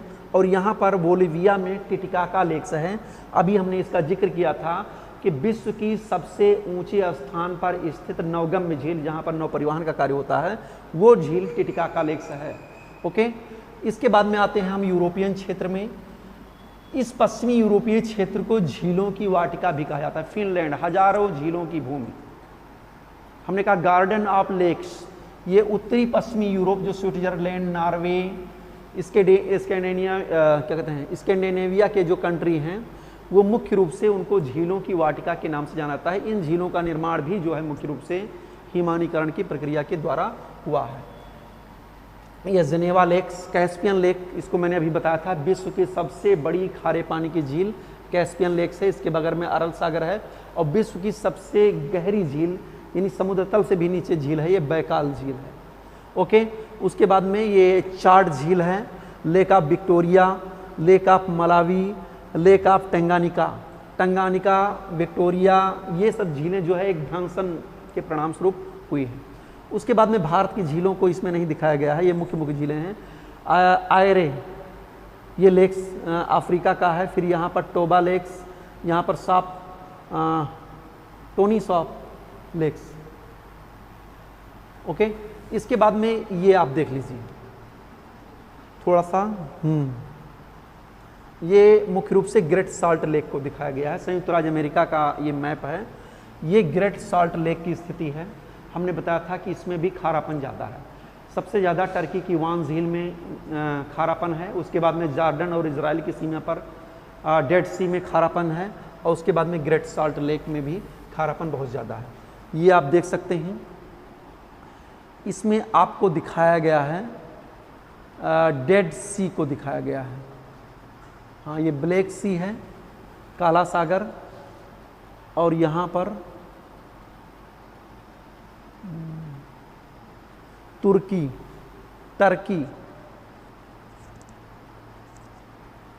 ये वान लेक को दिखाया गया है। विश्व में सबसे ज़्यादा खारे पानी की झील ये वान लेक्स है। ये टर्की में पड़ता है। इधर की तरफ ईरान है, इधर की तरफ आर्मेनिया है, इर्जुमान है, इजिप्ट है, और ये टर्की का वान लेक्स है। ये मुख्य रूप से उसी की लोकेशन है।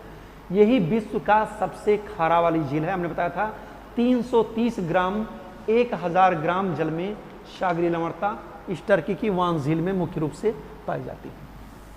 आगे चलते हैं, विश्व की प्रमुख झीलें कौन कहाँ पर हैं, इसको आप मुख्य रूप से जानने की ज़रूरत है। तो इसको देखते हैं हम। कैस्पियन सागर, इसकी स्थिति कजाकिस्तान, रूस और तुर्कमेनिस्तान में है, अजरबैजान व ईरान में है। ये कैस्पियन सागर विश्व का सबसे बड़ा खारे पानी वाली झील मुख्य रूप से है।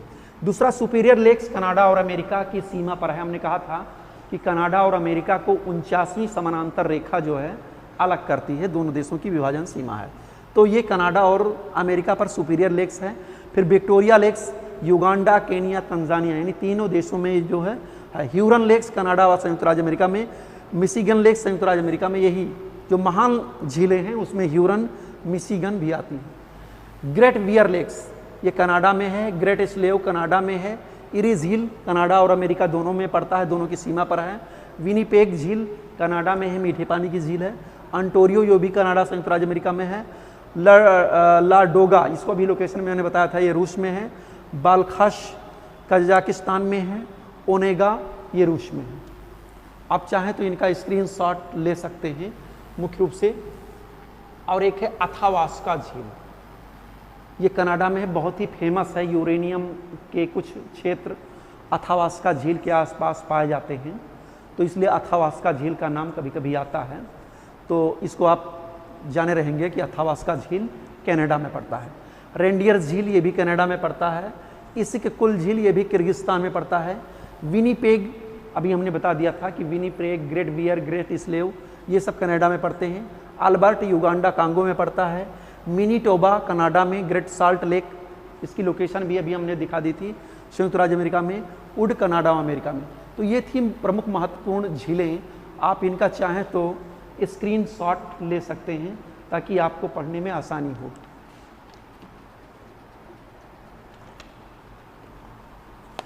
चलते हैं कुछ झीलों की मैप पर भी देख लेते हैं। ये दूसरा मैप है जिसमें ज़्यादातर झीलों को सम्मिलित किया गया है। देखिए, संयुक्त राज्य अमेरिका में number 1 Great Bear, Great Slave, Athabasca झील ये है, बहुत ही फेमस झील है, वर्तमान समय में चर्चा में भी है। इसको आप ठीक तरीके से समझ लीजिएगा, क्या क्या यूरेनियम के जो क्षेत्र पाए जाते हैं या उसका उत्पादन प्रोडक्शन हो रहा है। विनीपेग, ग्रेट साल्ट लेक यहाँ पर है, मिशिगन यहाँ पर है, एरी, अंटोरियो, ह्यूरन, सुपीरियर, ये 5 झीलों का क्षेत्र है। फिर टिटिकाका, पोपो झील, उल्टा, चार्ड, एल्बर्ट, एडवर्ड, टंगानिका, करीबा, क्या कहते हैं, फिर ये विक्टोरिया झील, रुडोल्फ झील, उमरिया, मृत सागर यहाँ पर लोकेशन है। पूरे वर्ल्ड में आप देख लीजिएगा, वांग झील की लोकेशन यहाँ पर है, मृत सागर की यहाँ पर है, और ग्रेट साल्ट लेक की यहाँ पर है।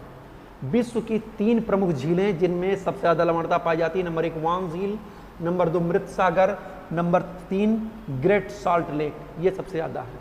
और कैस्पियन सागर को भी इसमें, मृत सागर, जनेवा, लोगोडान होगा, बैकाल झील विश्व की सबसे गहरी झील, आयर टॉरेंस, ठीक है, ये सब विश्व की महत्वपूर्ण झीलें हैं जिनकी लोकेशन आप स्क्रीनशॉट कर जान सकते हैं कौन सी झीलें कहाँ पर हैं। तो इस प्रकार से आपने पढ़ा कि मुख्य रूप से झीलों की क्या विशेषता होती है, किस प्रकार से इनकी उत्पत्ति होती है, कौन कौन से फैक्टर इसमें काम करते हैं जिससे झीलों का निर्माण होता है, और फिर प्राकृतिक क्रियाओं द्वारा निर्मित झीलें, मानवीय क्रियाओं द्वारा निर्मित झीलें, और फिर जो है आपने पढ़ा कि मुख्य रूप से इनका वर्ल्ड डिस्ट्रीब्यूशन क्या है, जो मुख्य रूप से आपको देखना था। यही आपके सिलेबस में मुख्य रूप से दिया गया है कि इसका महाद्वीपीय स्तर पर किन किन क्षेत्रों में कौन कौन सी झीलें पड़ती हैं और उनके स्वभाव और उनके नेचर क्या क्या हैं। इन झीलों का भी महत्व बहुत ही है। झील एक तरीके से वर्षा के जल को संग्रह करने का काम करते हैं, इसका महत्व भी है, आप जान लें। झील मुख्य रूप से वर्षा के जल को संग्रह करने का काम करते हैं। वर्षा के ऋतु में ये आसपास के क्षेत्रों के पानी को ग्रहण करते हैं और उनमें जल भराव की स्थिति होती है, और फिर सूखे के दिनों में या गर्मियों के दिनों में उन झीलों के पानी का उपयोग किया जा सकता है। जैसे मैदानी क्षेत्रों पर ज़्यादातर ये झीलें पशुओं के लिए, पक्षियों के लिए और मछली पालन के लिए मुख्य रूप से ये झीलें उपयोगी होती हैं। जंगलों में जो स्थित झीलें होती हैं वो जंगली जानवरों के लिए बेहद महत्वपूर्ण होती हैं। गर्मियों में कभी कभी ज़मीन में पानी सूख जाता है तो कृत्रिम स्रोतों से अंडरग्राउंड वाटर को ला करके इसमें डाला जाता है ताकि पशु पक्षी, पेड़ पौधे, पशु पक्षी का जीवन चल सके, वो आकर के दूर दराज क्षेत्रों से पानी को पी सकें। तो इस प्रकार से झीलों का महत्व भी बहुत है, और जब ये वर्षा काल में जल को स्टोर करते हैं तो धीरे धीरे इनसे जल रिश्ता हुआ अंडरग्राउंड होता है, नहीं तो धरातल का बहता हुआ जल, रनिंग वाटर, सीधा पर्वतीय क्षेत्र से मैदानी क्षेत्र में आकर और समुद्र के तटवर्ती क्षेत्रों में जाकर के समाप्त हो जाएगा। तो इस प्रकार से झीलों का बहुत ही बड़ा महत्व है। झीलें वर्षा के जल संग्रह का प्रमुख स्रोत होती हैं और ये पृथ्वी के आंतरिक अधोभौमिक जल को भी जो है मुख्य रूप से मेंटेन करती हैं। अगला चैप्टर आपका है प्लेन। प्लेन को भी इसी चैप्टर में मुख्य रूप से पढ़ाना था। टाइम क्या हुआ देखो तो, कितना देर हुआ?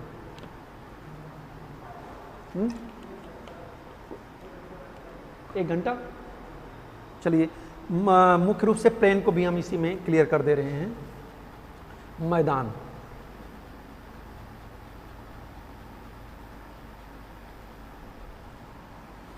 कितनी देर हुआ है? चलिए थोड़ा सा इसको भी पढ़ा दे रहे हैं। 1 घंटा 10 मिनट, 17 मिनट। चलिए ओके, कोई दिक्कत नहीं। आते हैं, अगला चैप्टर है आपका मैदान या प्लेन। थोड़ा सा इसको भी मुख्य रूप से हम समझ लेते हैं।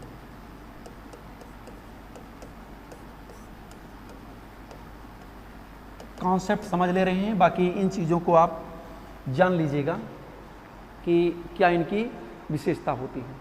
हमने बताया था कि पृथ्वी पर ये मुख्य रूप से द्वितीय श्रेणी के उच्चावच हैं, क्योंकि ये महाद्वीपों पर इनकी स्थिति होती है। हमने बताया था प्रथम श्रेणी में महाद्वीप और महासागर आते हैं और द्वितीय श्रेणी के उच्चावच में पर्वत, पठार, मैदान आते हैं। तो ये मैदान क्या है और इनकी निर्माण प्रक्रिया क्या है, इसको हम मुख्य रूप से जान सकते हैं।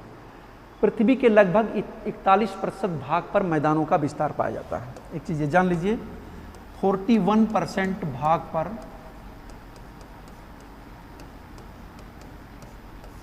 मैदानी भाग पाया जाता है और लगभग 26% भाग पर, 26% भाग पर पर्वत और पहाड़ियां हैं और लगभग 33% भाग पर पठार पाए जाते हैं। मैदान 41 से 43, 43% भी कहीं कहीं पर लिखा है, 41 से 33 भाग पर इस पूरे पृथ्वी पर मैदानी क्षेत्र पाया जाता है और 26% भाग पर पर्वत और पहाड़ियां हैं और 33% भाग पर पठारी क्षेत्र मुख्य रूप से मिलते हैं। अब हम प्लेन किसको कहेंगे, किसके अंतर्गत मुख्य रूप से हम प्लेन को सम्मिलित करेंगे, ये भी उच्चावच के आधार पर, रिलीफ के आधार पर जानने की जरूरत है मुख्य रूप से। तो हम चलते हैं आगे की तरफ। हाँ, मुख्य रूप से प्लेन, जैसे आपने पढ़ा था कि लगभग 600 या 600 मीटर से अधिक ऊंचे भाग जिनका ऊपरी भाग संकुचित होता है उनको हम माउंटेन कहते हैं। इसी प्रकार से 600 मीटर या 300 से अधिक मीटर ऊंचा उठा हुआ भाग जो सपाट होता है ऊपर से और किनारे की तरफ कगार होता है उसको हम पठार कहते हैं। मैदान की विशेषता ये होती है कि 150 मीटर सी लेवल से 150 मीटर ऊंचा उठा हुआ भाग जो समतल हो, दूर से देखने पर एक समतल आकृति दिखाई दी हो, उसको हम मैदान कहते हैं। ये नोट कर सकते हैं आप कि 150 मीटर तक ऊंचे किंतु समतल विस्तृत स्थल भाग को मैदान कहा जाता है। मैदान एकदम सपाट होता है। इसका निर्माण भी कई प्रक्रियाओं के द्वारा होता है।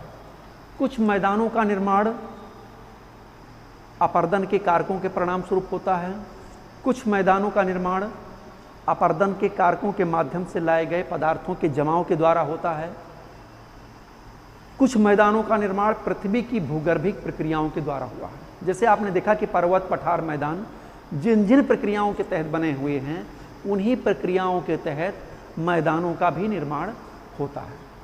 मैदानों का ढाल तरंगित हो सकता है, इसको हम कहते हैं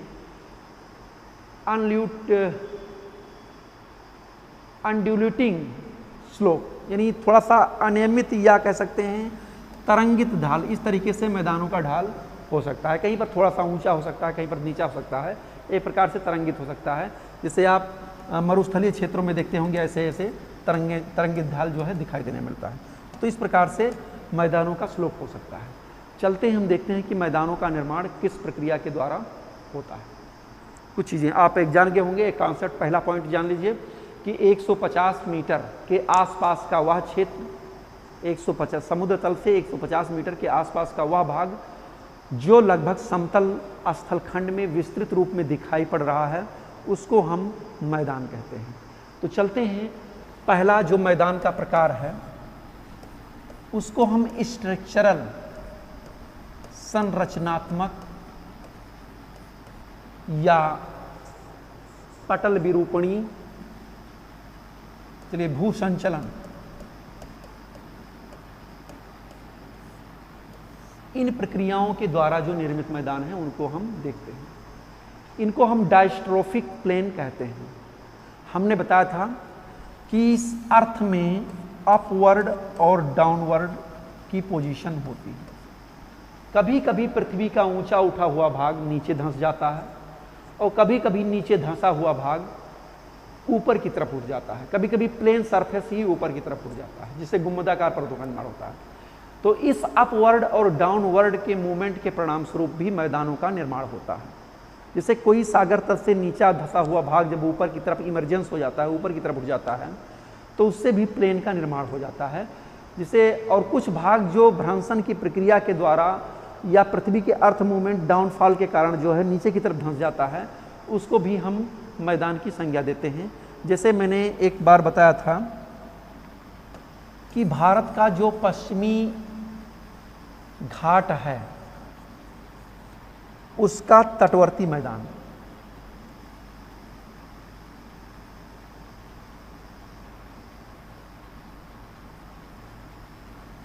ये वाला हिस्सा, यहां पर ये वेस्टर्न घाट है, एक कगार के रूप में दिखाई देता है। इधर की तरफ ये पूर्वी घाट है, ये कम ढाल है, इस पर स्लोप कम है। तो इस तटवर्ती मैदान का निर्माण जो है निमज्जन की प्रक्रिया के कारण हुआ है, यानी यहाँ पर क्रैक हुआ और नीचे की तरफ धंस गया। तो अरब सागर का तटवर्ती जो मैदान है वो लगभग धंसाव की प्रक्रिया के दौरान उस तटवर्ती मैदान का निर्माण हुआ है।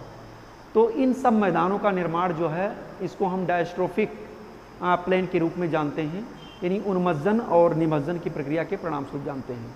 जिससे संयुक्त राज्य अमेरिका का अटलांटिक तटवर्ती मैदान वो भी जो है निर्गमन की प्रक्रिया के द्वारा निर्मित हुआ है। भारत का कर्नाटक और पूर्वी तटवर्ती पश्चिमी तटवर्ती भाग ये भी निमज्जन की प्रक्रिया के द्वारा हुआ है। ये भी पठार का एक हिस्सा था, जो नीचे धंस गया, अरब सी बाद में बन गया। तो अर्थ मूवमेंट हमने बता दिया कि भूगर्भिक हलचलों के परिणाम स्वरूप मैदानों का निर्माण होता है। अब अर्थ मूवमेंट में केवल यही नहीं आता है अपवर्ड डाउनवर्ड, जितने भी फोर्स होते हैं तनाव मूलक, दबाव मूलक, उन सब प्रक्रियाओं को हम अर्थ मूवमेंट या भूसंचलन कहते हैं। इनके द्वारा जिन मैदानों का निर्माण होता है उनको हम संरचनात्मक मैदान कहते हैं। अब चलते हैं इरोजनल प्लेन्स, अपरदनात्मक मैदान।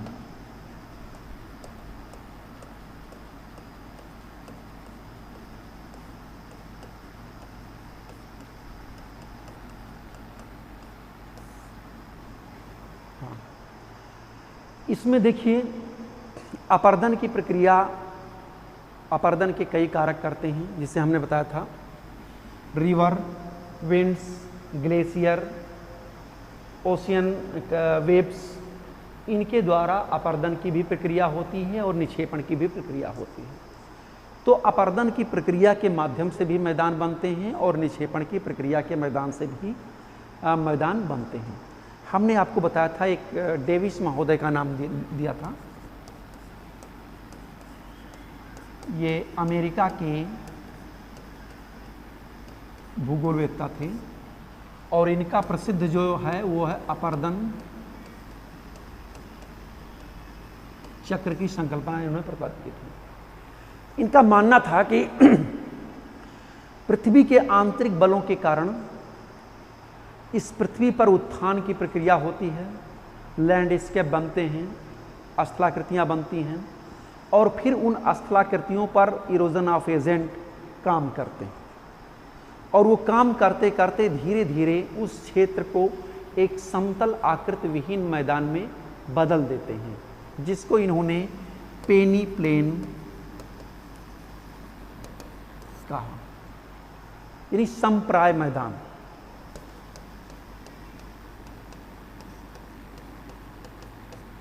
इस प्रक्रिया के द्वारा जो है कोई भी ऊंचा उठा हुआ भाग एक समतल विहित मैदान में बदल जाता है, इसको हम अपरदन चक्र कहते हैं। तो डेविस का मानना था, पेंक का भी मानना था कि कोई भी स्थलाकृति जो इस धरातल पर दिखाई दे रही है, एक दिन वो कट पीट करके एक समतल मैदान में उसको बदल जाना है। और अपरदन के एजेंट कौन कौन से हैं? सबसे सक्रिय एजेंट आप जान रहे हैं नदी, जिसके बारे में हमने पढ़ा दिया था कि नदी के अपरदन द्वारा एक संप्राय मैदान का भी निर्माण होता है, कट पीट कर मैदानी क्षेत्र में बदल जाता है। जैसे अरावली रेंज के आसपास का क्षेत्र जो बहुत ही ऊंचा किसी समय में रहा होगा प्री कैम्बियन युग में, और वो कट पीट करके आगे एक समतल मैदान के रूप में बदल रहा है। तो ये इरोजनल लैंड फॉर्म्स है, अपरदनात्मक स्थलाकृति है, या इरोजनल प्लेन भी इसको हम कहते हैं, अपरदनात्मक मैदान मुख्य रूप से कहते हैं। संयुक्त राज्य अमेरिका का अपलेशियन, मिसिसिपी, स्कैंडिनेविया, दक्षिणी अफ्रीका, भारत का छोटा नागपुर का पठार, ये सब कभी एक ऊंचे स्थल भाग के रूप में थे, लेकिन अब नदी के अपरदन द्वारा कट पीट करके एक समतल मैदान के रूप में बदल रहे हैं। इनको हम रिवर इरोजनल लैंड फॉर्म के रूप में जानते हैं। दूसरा है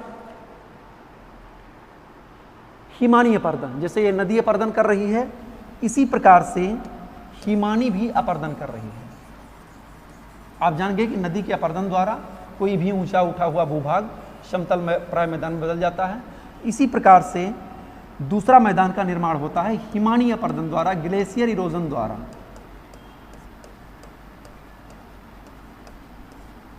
आप जानते हैं कि हिमानी को पढ़ना होगा आपको, ये भी आपके सिलेबस में मुख्य परीक्षा के हैं।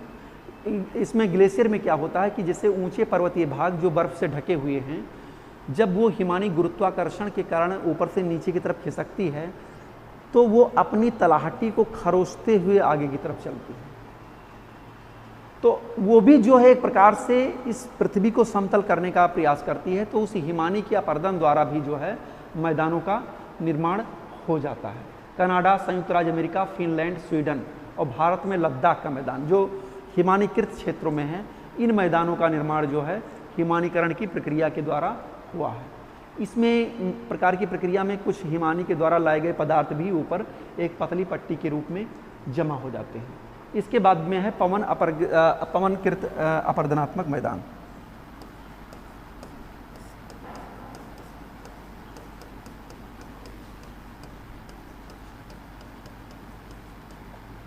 हवा द्वारा, चलने दीजिए, खत्म हो जाए चैप्टर। हवा के माध्यम से होता क्या है कि हवा भी एक तरीके से अपर्दन का काम करती है। वो भी जिस तरफ से उड़ेगी, अपघर्षण द्वारा, सन्निघर्षण द्वारा, अपवाहन की प्रक्रिया द्वारा, वो एक स्थान के पदार्थों को काट पीट करके दूसरे स्थान पर ले जाती है। तो जिस स्थान पर वो समतल भूभाग बन जाता है उसको हम पवन द्वारा अपर्दनात्मक मैदान कहते हैं। जैसे सहारा का रेग, सेरिस, हमादा, पेडिमेंट, इन सब मैदानों का निर्माण मुख्य से पवन अपर्दनात्मक स्थलाकृतियों के द्वारा होता है। एक और भी है क्रास्ट स्थलाकृति, क्रास्ट मैदान।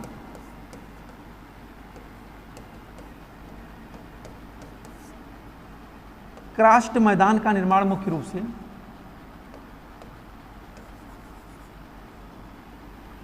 जहां पर चूना पत्थर की चट्टानें होती हैं उन क्षेत्रों में क्रास्ट स्थलाकृतियों का विकास होता है, और जब पानी बरसता है तो चूने की चट्टानें घुल करके नीचे बैठ जाती हैं।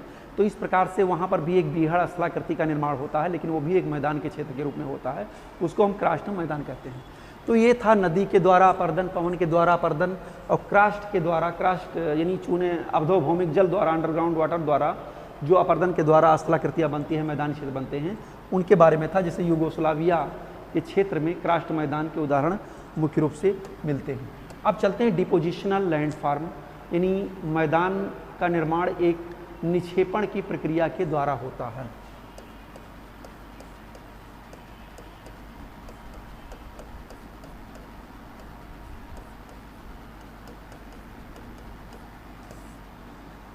डिपोजिशनल प्लेन,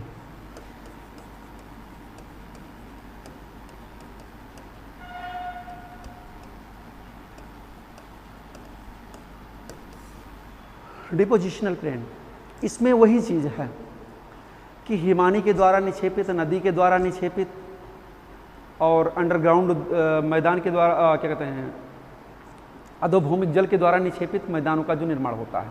सबसे पहले हम देखते हैं जलोढ़ मैदान, थोड़ा सा देखते चलिए। नदी के द्वारा होता है ये जलोढ़ मैदान। नदी जो अपने साथ पदार्थों को काट पीट करके लाती है, मैदानी क्षेत्रों में जमा करती है, उसको हम जलोढ़ कहते हैं।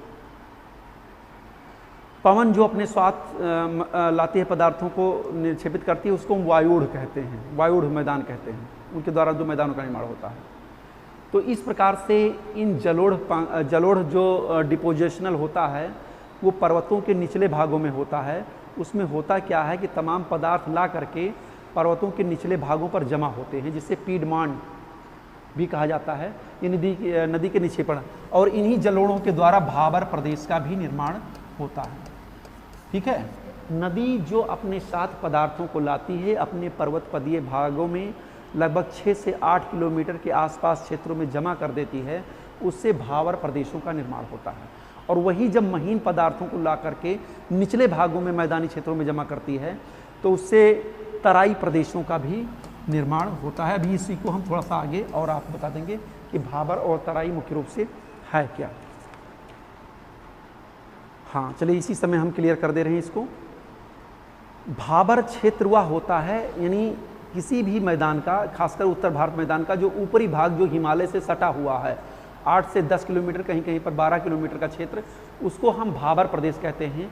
नदी अपने के साथ में जो भी पदार्थों को लाती है सबसे पहले भाबर प्रदेशों में ही डिपोजिशन करती है, तो वो भाबर प्रदेश कहलाता है। भाबर के बाद में निचला भाग आता है जिसको हम तराई रीजन के नाम से जानते हैं। जैसे एक उदाहरण के माध्यम से हम इसको क्लियर कर दे रहे हैं। जैसे मान लीजिए ये हिमालय की श्रेणियां हैं, तो ये जो क्षेत्र होता है ये भाबर का होता है, और ये जो क्षेत्र होता है ये तराई का होता है। इन्हीं तराई और भाबर क्षेत्रों, तराई क्षेत्रों में जहाँ पर बाढ़ का पानी चारों तरफ फैल जाता है, तो उस बाढ़ के पानी में भी बहुत से घुले हुए पदार्थ पाए जाते हैं जिनको हम न्यू एल्यूवियल सोल कहते हैं। वो हर साल मिट्टी का निक्षेपण करते हैं। बाढ़ग्रस्त क्षेत्रों में आप देखिए, हर वर्ष जब बाढ़ का पानी चारों तरफ फैल जाता है और बाढ़ का पानी जब उतरता है तो बहुत ही महीन मिट्टी की पतली परत जम जाती है, उसको न्यू एल्यूवियल सोयल या नवीन जलोढ़ मृदा कहते हैं। बाढ़ के मैदानों पर ही दो स्थलाकृतियां और देखने को मिलती हैं, एक होता है बांगर और एक होता है खादर। बांगर बाढ़ के मैदान का वह हिस्सा होता है जहां पर बाढ़ का पानी नहीं पहुंच पाता है। ये एक ऊंचा उठा हुआ भाग होता है जहां पर बाढ़ के समय में भी पानी नहीं पहुंचता है, उसको हम बांगर कहते हैं। खादर उस हिस्से को कहते हैं जहां पर बाढ़ के समय में ही पानी तुरंत चारों तरफ फैल जाता है, उस हिस्से को हम खादर कहते हैं।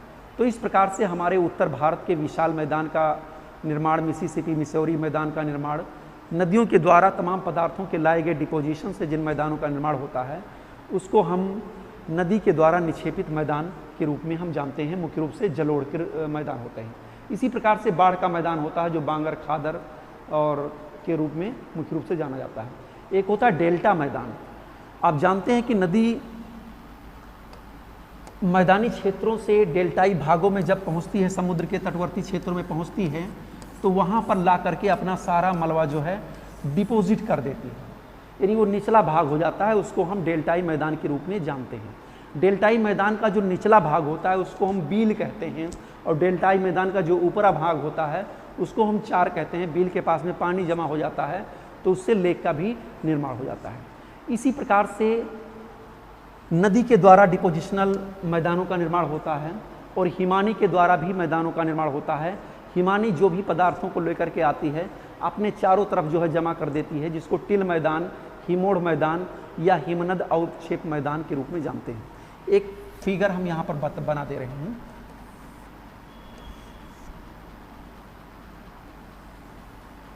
ये देखिए,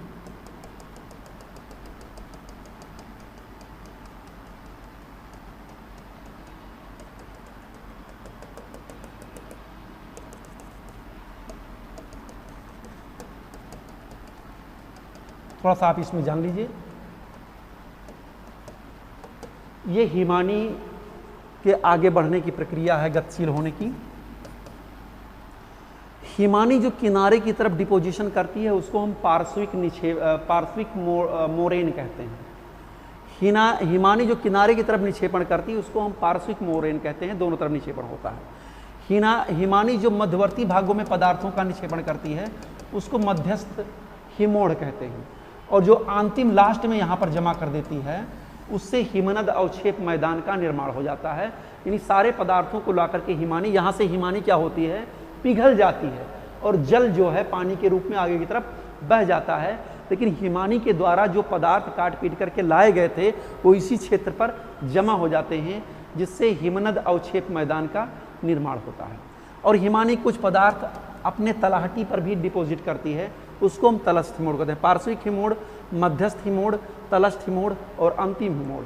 तो इनसे जो है टिल मैदान, हिमोड़ मैदान और हिमनद अवक्षेप मैदान का निर्माण करते हैं। इनके साथ में बजरी, रेत, सिल्ट, मृतिका, इन सब का समूह होता है। उत्तरी जर्मनी, उत्तरी पश्चिमी रूस, कनाडा और उत्तरी पूर्वी यूएसए में इन मैदानों का निर्माण होता है। अब एक लास्ट में और बचता है हवा के द्वारा निक्षेपित मैदान। हवा जो है, विंड, ज़्यादातर मरुस्थलीय क्षेत्रों में काम करती है। आपने जब आगे की तरफ बढ़ती है तीव्र वेग से तो आंधी की तरह चलती है, तमाम धूल कण जो है उड़ाते हुए लेकर आगे चलती है। जहाँ पर हवा के मार्ग में अवरोध आता है वहाँ पर वो जो है सारे पदार्थों को डिपॉजिट कर देती है, जमा कर देती है ढेर के रूप में।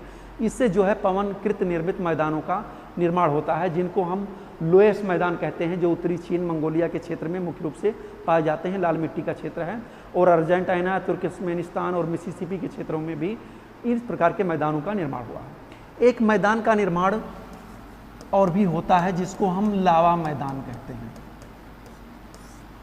हमने अभी बताया है कि ज्वालामुखी का उद्गार दो प्रकार से होता है, एक विस्फोटक प्रकार, एक शांत प्रकार।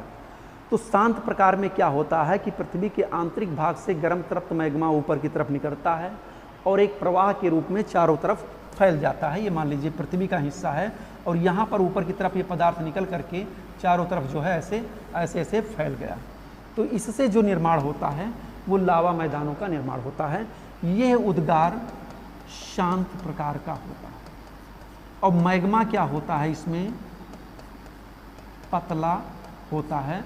और ये निर्माण कहाँ हुआ है, पश्चिम भारत, मध्य पश्चिम भारत, यानी महाराष्ट्र का क्षेत्र, यानी जिसको हम दक्कन का पठार भी कहते हैं, उस क्षेत्र में इसका जो है डिपोजिशन बहुत बड़े पैमाने पर हुआ है।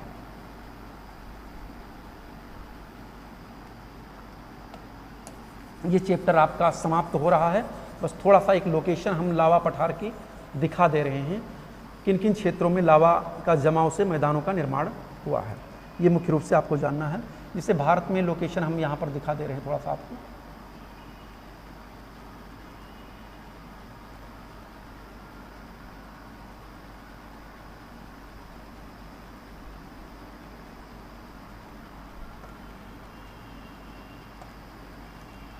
ये भारत का पश्चिमी ढाल आपका गार के रूप में, यहाँ पर जो है लगभग 5 लाख वर्ग किलोमीटर क्षेत्र में क्रिटेशियस युग में भ्रंशन की क्रिया हुई और पृथ्वी के आंतरिक भाग से गर्म पतला मैग्मा निकल करके 5 लाख वर्ग किलोमीटर क्षेत्रफल में फैल गया।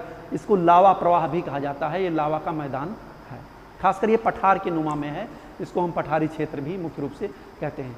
तो इस प्रकार से दक्कन का पठार, इंडोनेशिया, जावा, सुमात्रा का लावा का मैदान, फ्रांस, न्यूजीलैंड, आइसलैंड और यूएसए का ये जो है मुख्य रूप से मैदान, अर्जेंटीना का जहाँ पर ज्वालामुखी का उद्गार एक पतले लावे के रूप में हुआ है, वहाँ पर लावा मैदानों का भी निर्माण हुआ है। ऊंचाई के आधार पर इनको पठार भी, लावा पठार भी कहा जाता है और जो निचले भाग होते हैं उनको हम लावा मैदान के रूप में हम जानते हैं। तो इस प्रकार से ये चैप्टर आपका कंप्लीट हो गया। इस पार्ट में, इस वीडियो लेक्चर में हमने 2 चीज़ें पढ़ाई, एक झील क्या है, उनकी उत्पत्ति, उनकी विशेषता और उनका विश्व वितरण क्या है, और दूसरा मैदानों का निर्माण की प्रक्रिया क्या है। अब इसमें एक चीज़ आपको और भी जानना होगा कि ये मैदान किन किन क्षेत्रों में कहाँ कहाँ पाए जाते हैं। तो इसकी लोकेशन जैसे झीलों की थी वैसे मैदानों की भी है। संयुक्त राज्य अमेरिका का जो भाग है बीच में, उसको हम मध्यवर्ती मैदान के नाम से जानते हैं। भारत का जो उत्तरी भाग है ये गंगा ब्रह्मपुत्र, गंगा यमुना का मैदान के नाम से जाना जाता है। तो इन मैदानों को भी आप थोड़ा सा लोकेशन इनकी देख लीजिएगा अपनी पुस्तकों में। ये पार्ट आपका समाप्त होता है। ओके, थैंक यू जाने के लिए।